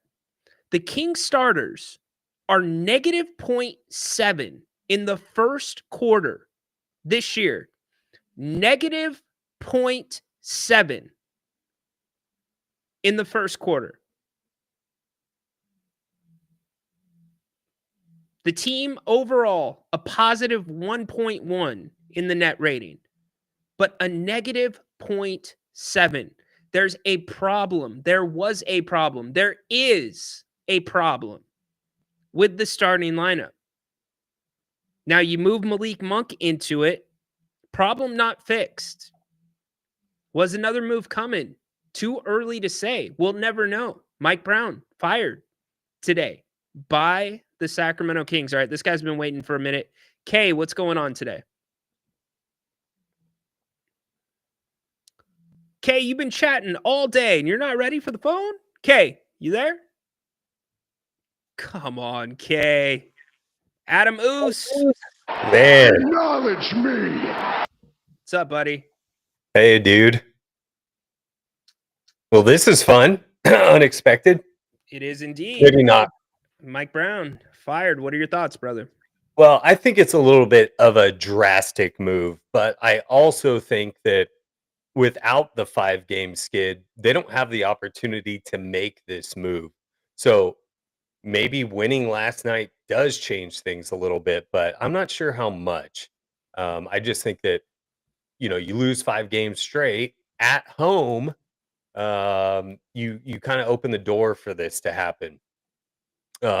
But that being said, I don't think it was the right move, man, and I don't think coach has his blame in part of it for Sure. sure, but I saw everything I needed to see last night on that last play. That's it. Like you you gave up on the team. And I've been going to games since 92. I've been a diehard lifelong Kings fan. And back in those days, we always sucked, right? There was no expectation. But the only thing that we cared about is a fan base was like, did the team put in an effort? And we're not seeing that. I mean, when you quit like that, I don't care. You can argue that they didn't quit, whatever. They quit, man. And when you see that sort of stuff, I think that's the one thing that this fan base will not stand for is seeing a team or players quit. We could suck talent wise, but the Amen. second people stop playing hard, I'm done. Like Yep. I'm out. And maybe coach deserve it, maybe didn't. Whatever. What's done is done. Yeah. But as a leader on the team, if my team is failing, there's no way that I'm going to get in front of that microphone and say, I don't know. I don't know. That's bullshit. You better know. You better have an answer.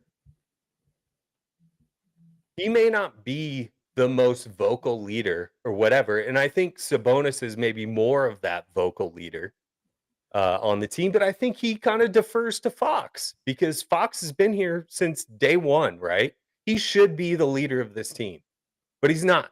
He is maybe in a sense, statistically, but when it comes to leading the team, every time we've seen this guy face adversity or, there's problems, like he disappears. He had his little fit last year around this same time when things weren't going our way. And he stopped talking to the media, stopped answering. Look, if my boss comes to me and says, why does your team not perform? I own that. As the leader of a team, you own that. I'll have conversations with them privately if I think there's certain people who aren't holding up to their end of the bargain, but front facing, I'm going to own that. I'm going to take responsibility because that's what leaders do. And he has zero leadership. Fox has zero leadership. Only when it's convenient for him is he a leader on this team. And I'm sick of it. You could fire Brown.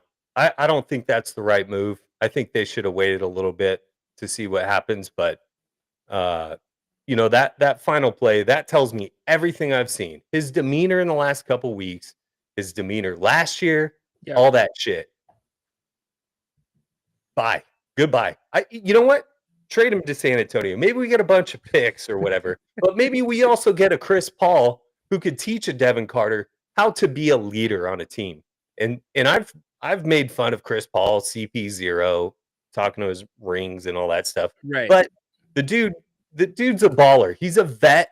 He's been in this league damn near 20 years, I think. And give me a Chris Paul, give me some picks. Whatever. I don't think that deal happens with San Antonio alone. But I don't know, man. I hear you, brother. I look at where we're at in the standings. What are we? 13 and 18, right? Yeah.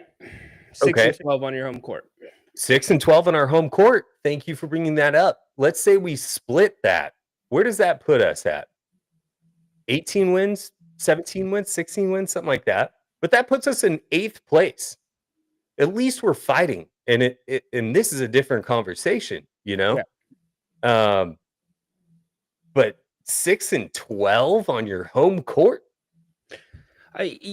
Look, Adam, here's the bottom line, my man. This is such a different, and I think everybody, and by the way, Progressive, you realize net rating is it's the stat in basketball? It's not an obscure stat.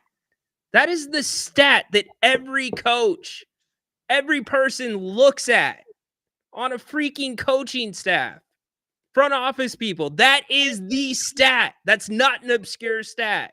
I love you. I appreciate you being here, but stop. That's not obscure. This is a completely different conversation. And granted, maybe not dramatically different, but this is a different conversation. If last night's circumstances, specifically the last 10 seconds of the game, were different. Yeah, I mean, all I kept thinking about before the news about Brown getting fired, I was like, what happens if we won last night? Is it just same? Who knows, number one. Number two, you put probably a Band-Aid on a gaping wound. I don't think anything was changing with this team. But the bottom line is, even if this team just lost last night, it's a different conversation than what it is today. Yeah. It's just the way it is. You have what you had with De'Aaron Fox. This fan base last night borderline turned on De'Aaron Fox. When we were looking at the chat, when you looked online, borderline turned to the point, and we're going to reset the events of today here in a second, but turned. Now, he did ultimately talk to the team and apologize, but that's what makes this so tricky. Either this had absolutely nothing to do with De'Aaron Fox, if you want to ignore everything that's gone on the last 2 weeks leading up to this, or De'Aaron Fox has this team I'm not going to say it.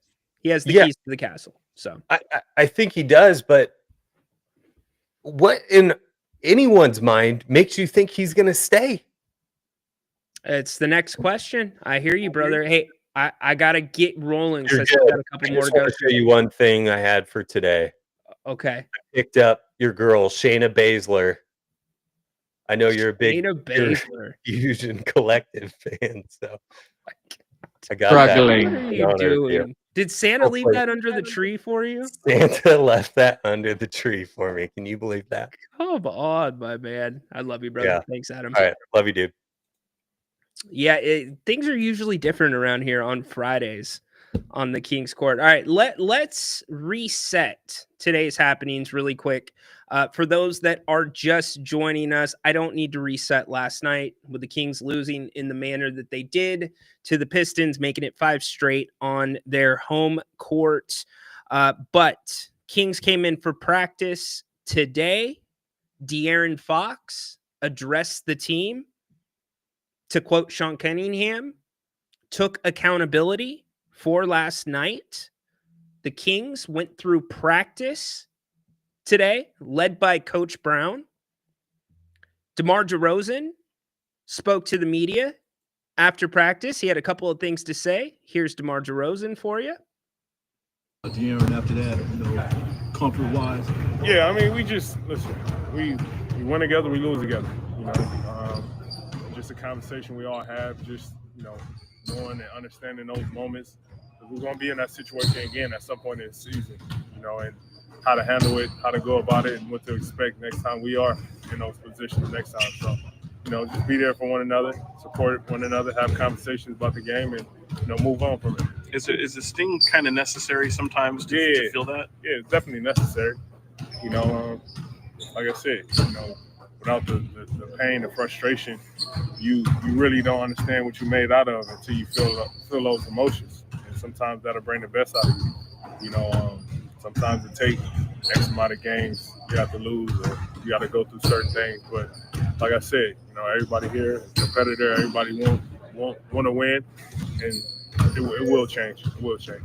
Do you feel like there's So that was DeMar. And then he was asked about if everything was addressed from last night within the team. Here's what DeMar said. Yeah. I mean, granted, we had a great conversation this morning amongst one another. And I'll just leave it at that. What about in-game, though? So De'Aaron Fox addressed the team. Kings go through practice. Mike Brown spoke to the media. We played that earlier. I'm not going to play that again.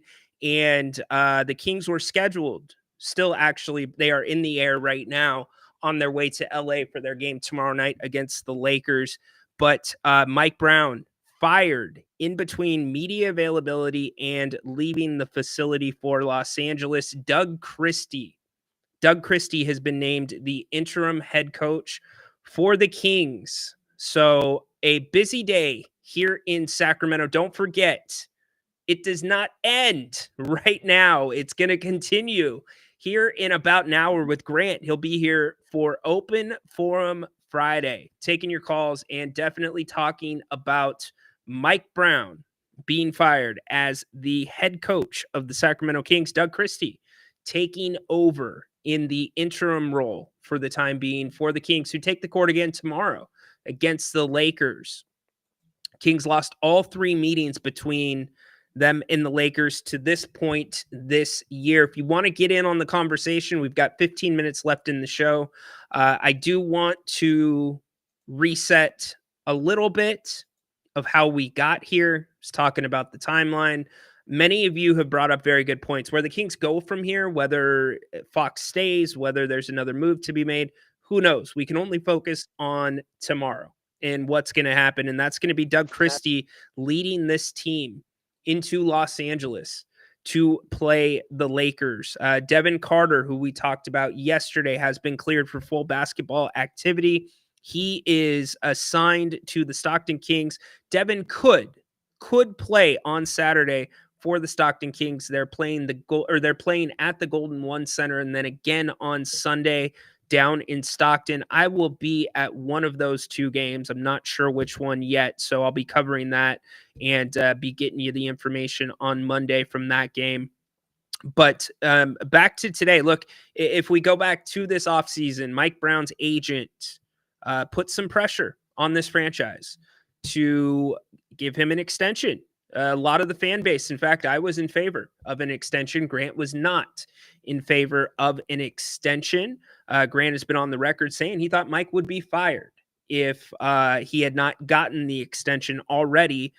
But something in between the extension and now has changed, most notably this losing streak, this up and down play of the Kings. Progressive, you might want to plug your ears because I'm going to talk about net rating again. 3, 2, 1. All right, Progressive. The Kings are the only team outside the play-in with a positive net rating. 1.1. The rest of them, San Antonio, negative 1.1. Portland, minus 9.3. Jazz, minus 9. New Orleans, minus 11.6. Also noted, the Lakers, who you play tomorrow, that are sitting in the 6 hole in the Western Conference, they're a negative 2.5. Phoenix, negative 1.3. Look, to Progressive's point about the numbers, and by the way, net rating, not an obscure statistic, but put the numbers aside, the eyeball test was not looking right for many of us as Kings fans. If you cover this team, something was off. And then we go through the last couple weeks where the team has not been playing particularly well. They lose 5 on their home court last night. It comes to a head with many fans believing, I went on the record last night saying De'Aaron Fox quit on the team. And I stand by that. De'Aaron Fox, and if you want to say other Kings quit too, bring it to my attention. I didn't see it. And I watched the tape. I was watching the tape when we were on the post-game show.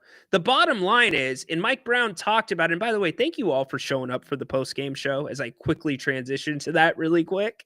Good job, producer, putting that up. Huge turnout. We appreciate all of you. thank you for supporting the channel. And make sure you come back. Make sure you subscribe. Grant will be here in a little bit. And don't forget also, there's the audio version of the King's Court. The audio of this show goes up, but you also get exclusive podcasts over there. King's Insider Podcast, completely free premium audio. Go check it out. King's Court, Apple Podcasts, Spotify, Amazon, etc. So back to last night. De'Aaron Fox quit on the Kings. He quit on this play. Mike Brown talked about, Mike Brown was almost shaking in post-game while talking to the media.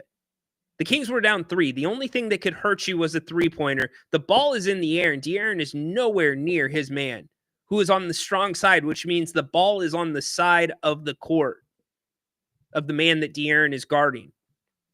And De'Aaron proceeds to foul him, which felt like the breaking point in this relationship. It felt like somebody had to go. Somebody had to pay for this. What's been very bizarre, and I will maintain this throughout this entire time, other than what you have seen publicly between the podcast with Draymond Green and De'Aaron, between Mike Brown's comments about Fox needing to play better, to De'Aaron Fox calling out the coaches and his teammates indirectly after the second Lakers game. Don't forget about that. There was that too that we have not mentioned all day. To last night, Adam hit it. De'Aaron Fox coming to the podium saying it doesn't matter. It's not going to make anybody feel better in response to what happened on the last play. And then being asked, how is this Kings team going to get better? How can you guys get better? I don't know. What do you guys need to do? We just need to show up and play.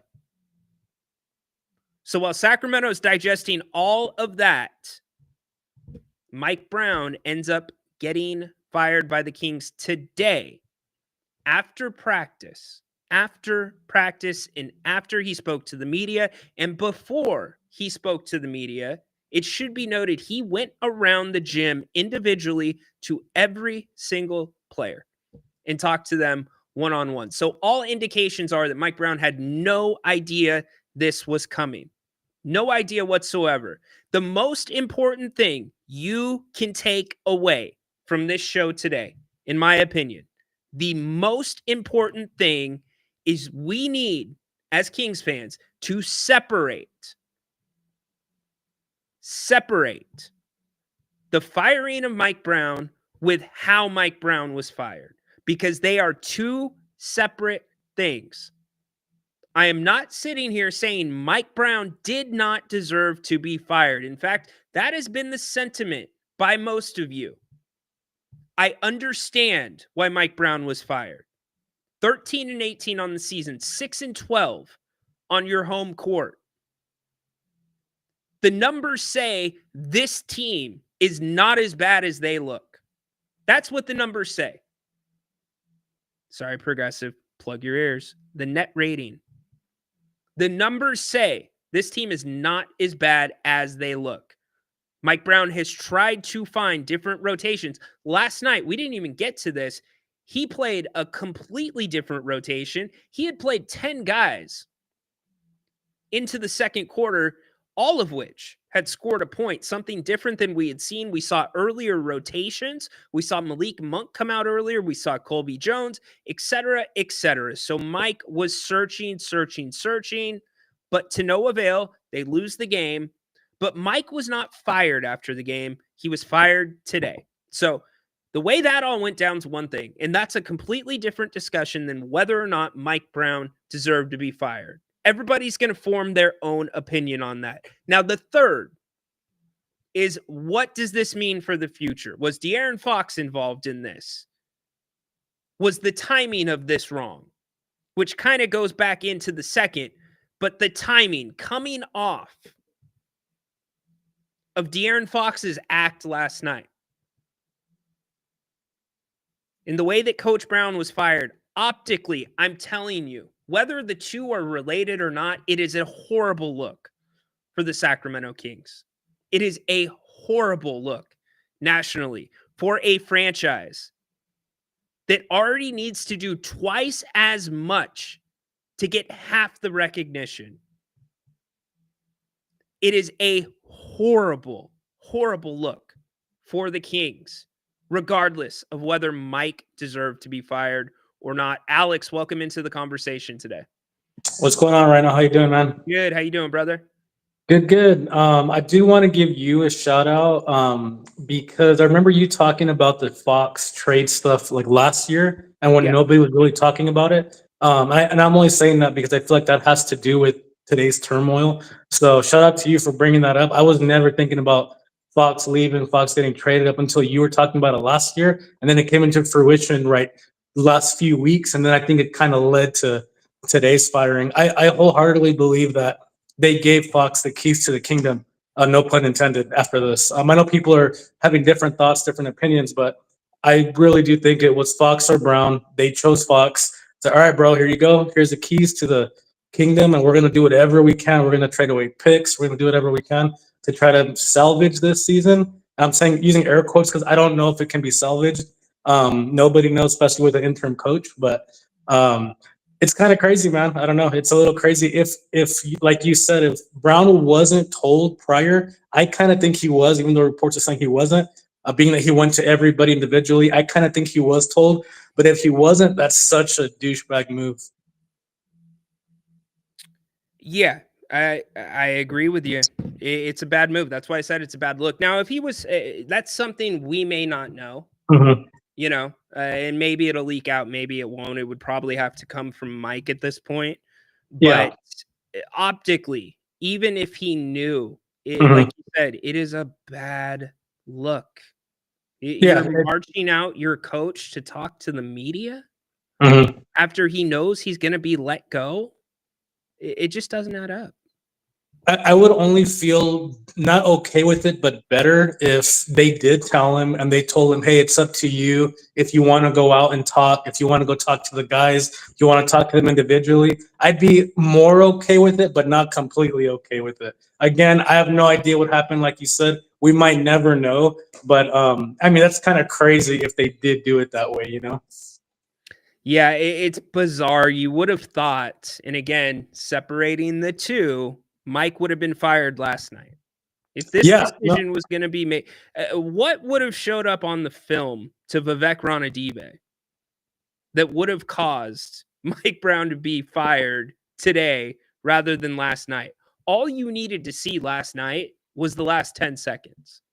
And that's your game. And you can draw your conclusion one way or the other. And by the way, second time this team's been booed off the court in as many games.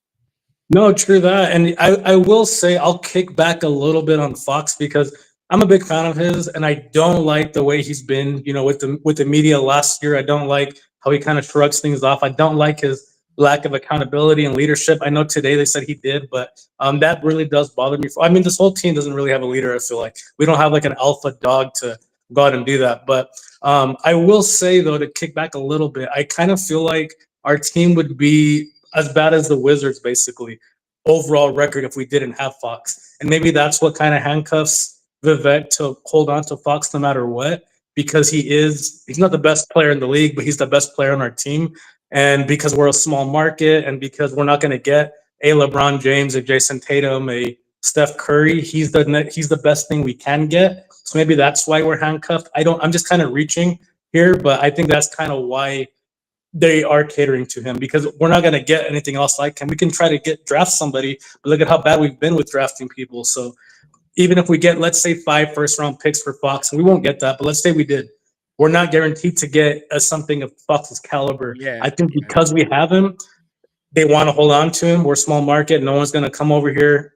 We have a 35-year-old DeMar that came, but that's not a prime DeMar. So I like to see things from both perspectives, basically. Hey, here's the thing. You can hold on to Fox. Yeah. I don't have a problem with you holding on with Fox, but what I'm saying is he's not a number one. You don't build a franchise around De'Aaron Fox. If you build a franchise around De'Aaron Fox, he would have turned this franchise around already. Look at your SGAs. Look at your Trey Youngs. Look at all of the guys, Lucas, that are considered superstars in this league. And don't for a second come at me and say, well, he's had so many coaches and the Kings never did him any favors and getting in players. Are you kidding me?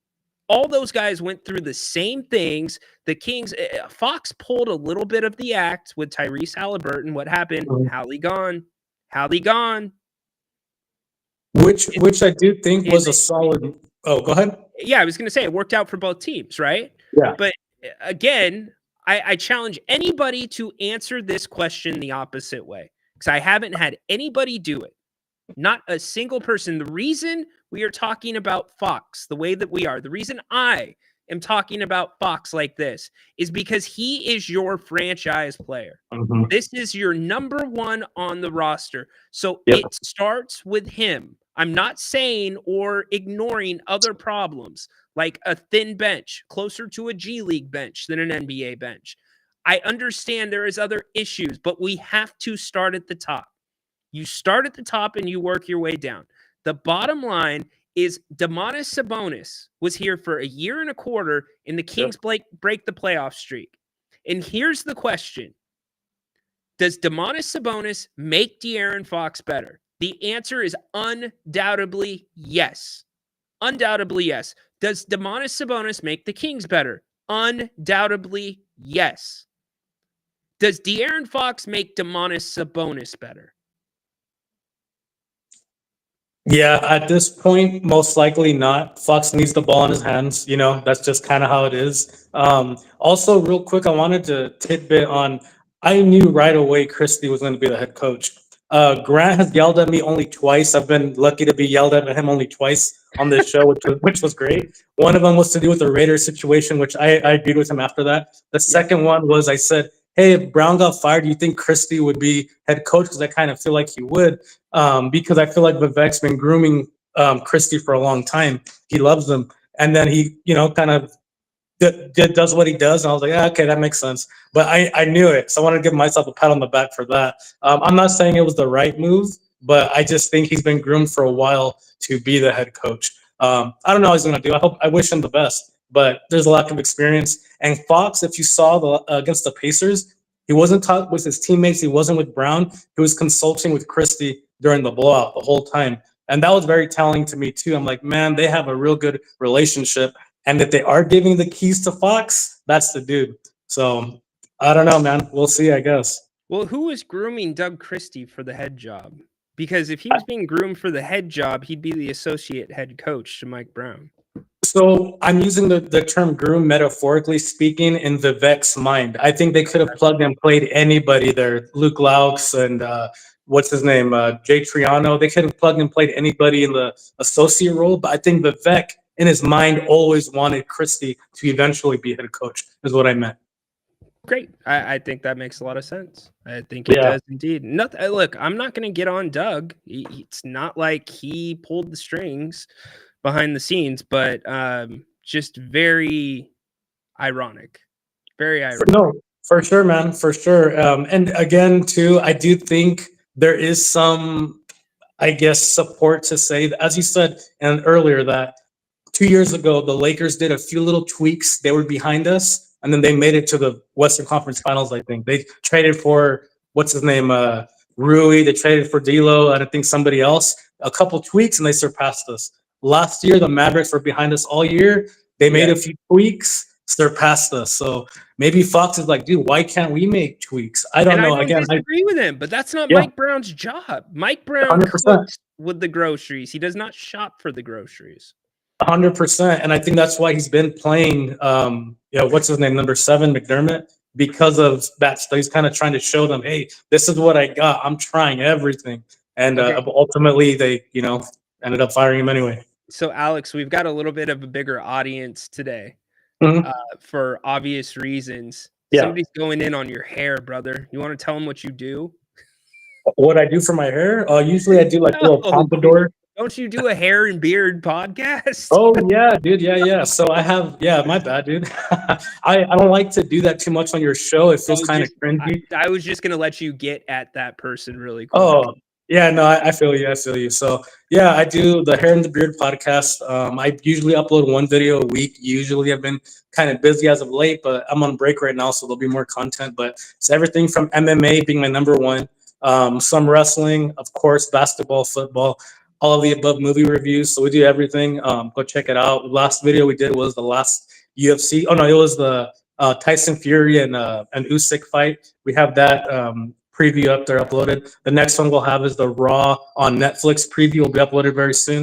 And after that will be the next UFC card, maybe some Mike Brown stuff. So a little bit of everything, man. I like to talk. Obviously, I do a lot of run-on sentences, and that's basically what I do in my free time, I guess. I don't have a lot of time to do it, but yeah. They're calling you out, bro, because your haircut better appreciate you.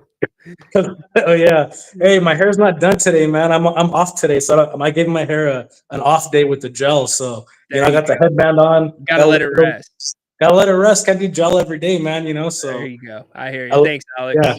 You have a good night, man. All right. Man, this crowd. Some of you. Sometimes it gets a little clonish around here. Getting on our guy Alex. Come on. This is so cringe. You would never catch me pimping my show here for my website or my channels, hollywoodrejects.com. Yeah, we completely, by the way. So Fridays are usually Royal Rumble Fridays. We mix in a little bit of WWE. We do horsing around with the NFL, where my 10-year-old son makes his NFL picks. And by the way, him and Haunted Horse tied last week against Haunted Horse. Both of them were over, I believe, 500 horse. You know what? Go ahead and pimp your show, horse. Let's go see a porno.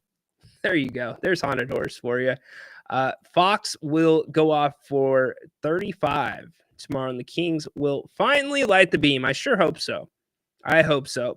I don't see the reason why you would do that, especially because he's a rental. I don't know. BU, bro. There you go. John Finch still hanging in there. Why is Fox's job to make everyone else better? Mike Brown was the coach. Isn't it his job to make everyone better? Fox is always balling. It's every player's job to make their teammates better. Come on. But when you play the point guard position, and we got into this, we got a little more in the weeds yesterday. To me, again, no problem with De'Aaron Fox. I have a problem with the way De'Aaron Fox has operated the last few weeks. I do have a problem with that. But up until that point, I said he has been playing the best basketball of his career in Sacramento. And I meant that. He was getting to the paint. He was using his strengths. When things were humming for this team, it was because his three-point attempts were in line with his assist numbers. I started calling it the Fox formula, right? But you can't say, by the way, silenced by, that's not going back up. I apologize that name went up. But you can't say there's a drastic difference in how Malik Monk uses Domantas Sabonis, the pick and roll game. In fact, you want to give Mike Brown some credit here on a day that he was fired, was when he put Malik Monk into the starting lineup. There was a major adjustment in this offense, a massive adjustment, and it worked for 5 games. They went 3-2. The numbers were through the roof. They had 4 or 5 games over, I believe 30 assists, because the offense was no longer centered around the DHO. The offense was centered around the pick and roll. And not only was the offense centered around the pick and roll, with De'Aaron Fox off the ball, you had him getting moving. You had him going downhill without the basketball, which made this team very hard to guard, because you also had DeMar DeRozan coming off the other side doing the same thing. So who are you going to give the attention to? The bottom line is this. Fox is closer to a Russell Westbrook, a James Harden. He's closer to one of those ISO point guards that can get theirs. When they're right, they're right. I mean, they're nice. They can go for 60. They can go for 59. They can go for 49, 60 and 49 in back-to-back nights. You get my point. They're nice. But at what expense to team basketball, to ball moving? So if you're going to be one of those guys and you're going to build around one of those guys, you have to be very strategic about the way you build your team. Now, there are some nights that Fox is going to give you 11, 12 assists. He can do that. But there's also just as many nights where Fox's line last night at the end of the first half, in fact, what was his line? Oh, I tweeted it out. His line with 4 minutes left in the second quarter was 1 point, 2 rebounds, 1 assist, 1 turnover.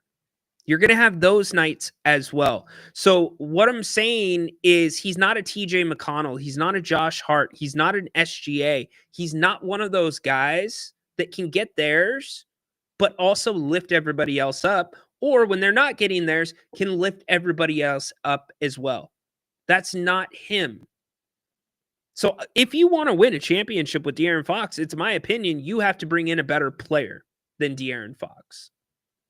And maybe the Kings will do that. Maybe they will do that. We'll save that conversation for another day. But again, nothing against De'Aaron. I want to make that so clear. Huge fan of his. Huge fan of his. Not a fan of last night. Not a fan of how he's operated the last 3 weeks at all. But no problems with the guy. He's just not a number one, in my opinion. He's not a number one. But tonight, what to say? Mike Brown loses his job. Furious says Fox needs help. Look, and I'm singling out Fox because it starts from him. And I could even go the other side of that and say that the pressure that's been put on this young man is sometimes unfair. You look at the payrolls, Domantas Sabonis is the highest paid player on this team. Yet when things are bad, De'Aaron takes the heat. When things are good, De'Aaron doesn't get enough credit. So it goes both ways. There is a lot to this Fox conversation. A lot to it. Mike Brown was bad. Okay, Mike Brown was bad. He's gone. So what's the problem? Progressive, you think things are magically different now? You think this team is going to be drastically different with Mike Brown gone? I don't see it. Nick chiming in, agree PK, front needs to help Sabonis, not Fox. Interesting. Let it fly. Now, that's a great point. That is one thing that many of us disagreed on. Grant disagreed on it. I disagreed on it. But the let it fly stuff really quieted down as the season went along. You didn't hear let it fly nearly as much as you heard somehow, some way. Somehow, some way was way more common than let it fly towards the end of Mike Brown's tenure. Again, if you are just joining us right now, Mike Brown has been fired by the Sacramento Kings. Progressive says they're going to be way better now. We'll see. I don't see it, Progressive. But nonetheless, Mike Brown has been fired. Doug Christie has been named interim head coach. Grant is going to be with you here in about 45 minutes. Make sure you join him. He's going to take over the coverage, talking about this and so much more. Again, I reinforce to you that we've got to set, in my opinion, a change needed to be made somewhere. The Kings decided Mike Brown was the change that needed to be made. However, the way this change was made, was it the right way? You might not care. You might not care.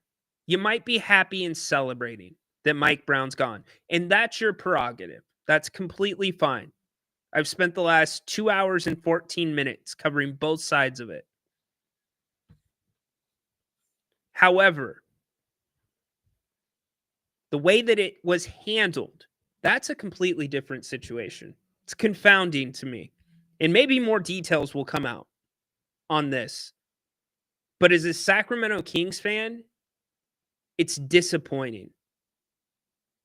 I don't want my franchise to be seen in that kind of light. if the Kings allowed Mike Brown to coach practice today and address the media and then fire him before getting on the plane to Los Angeles.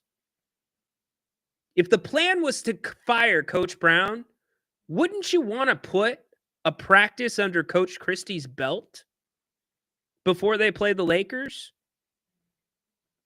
That seems to be like the logical move.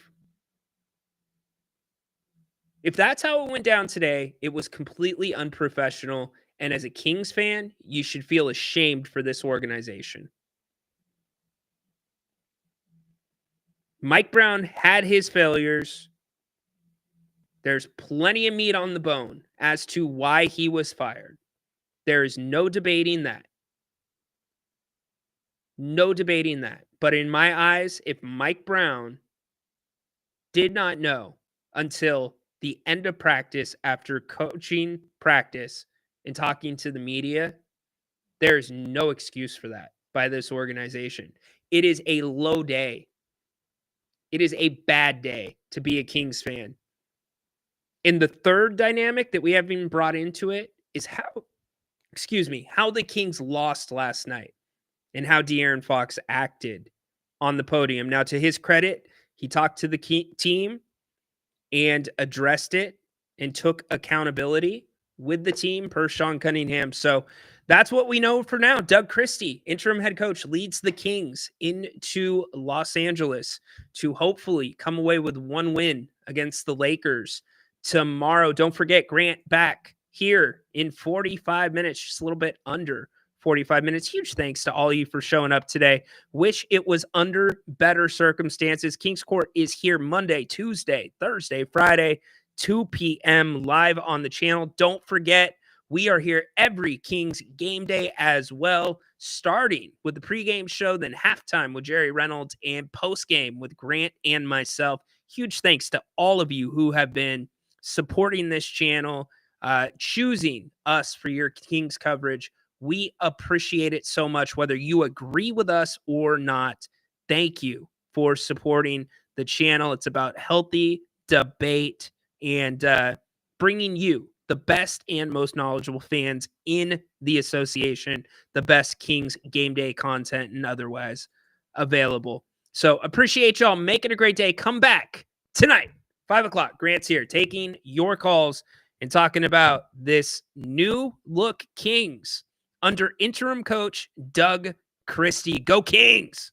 Light the damn beam. Stay the hell away from Levine.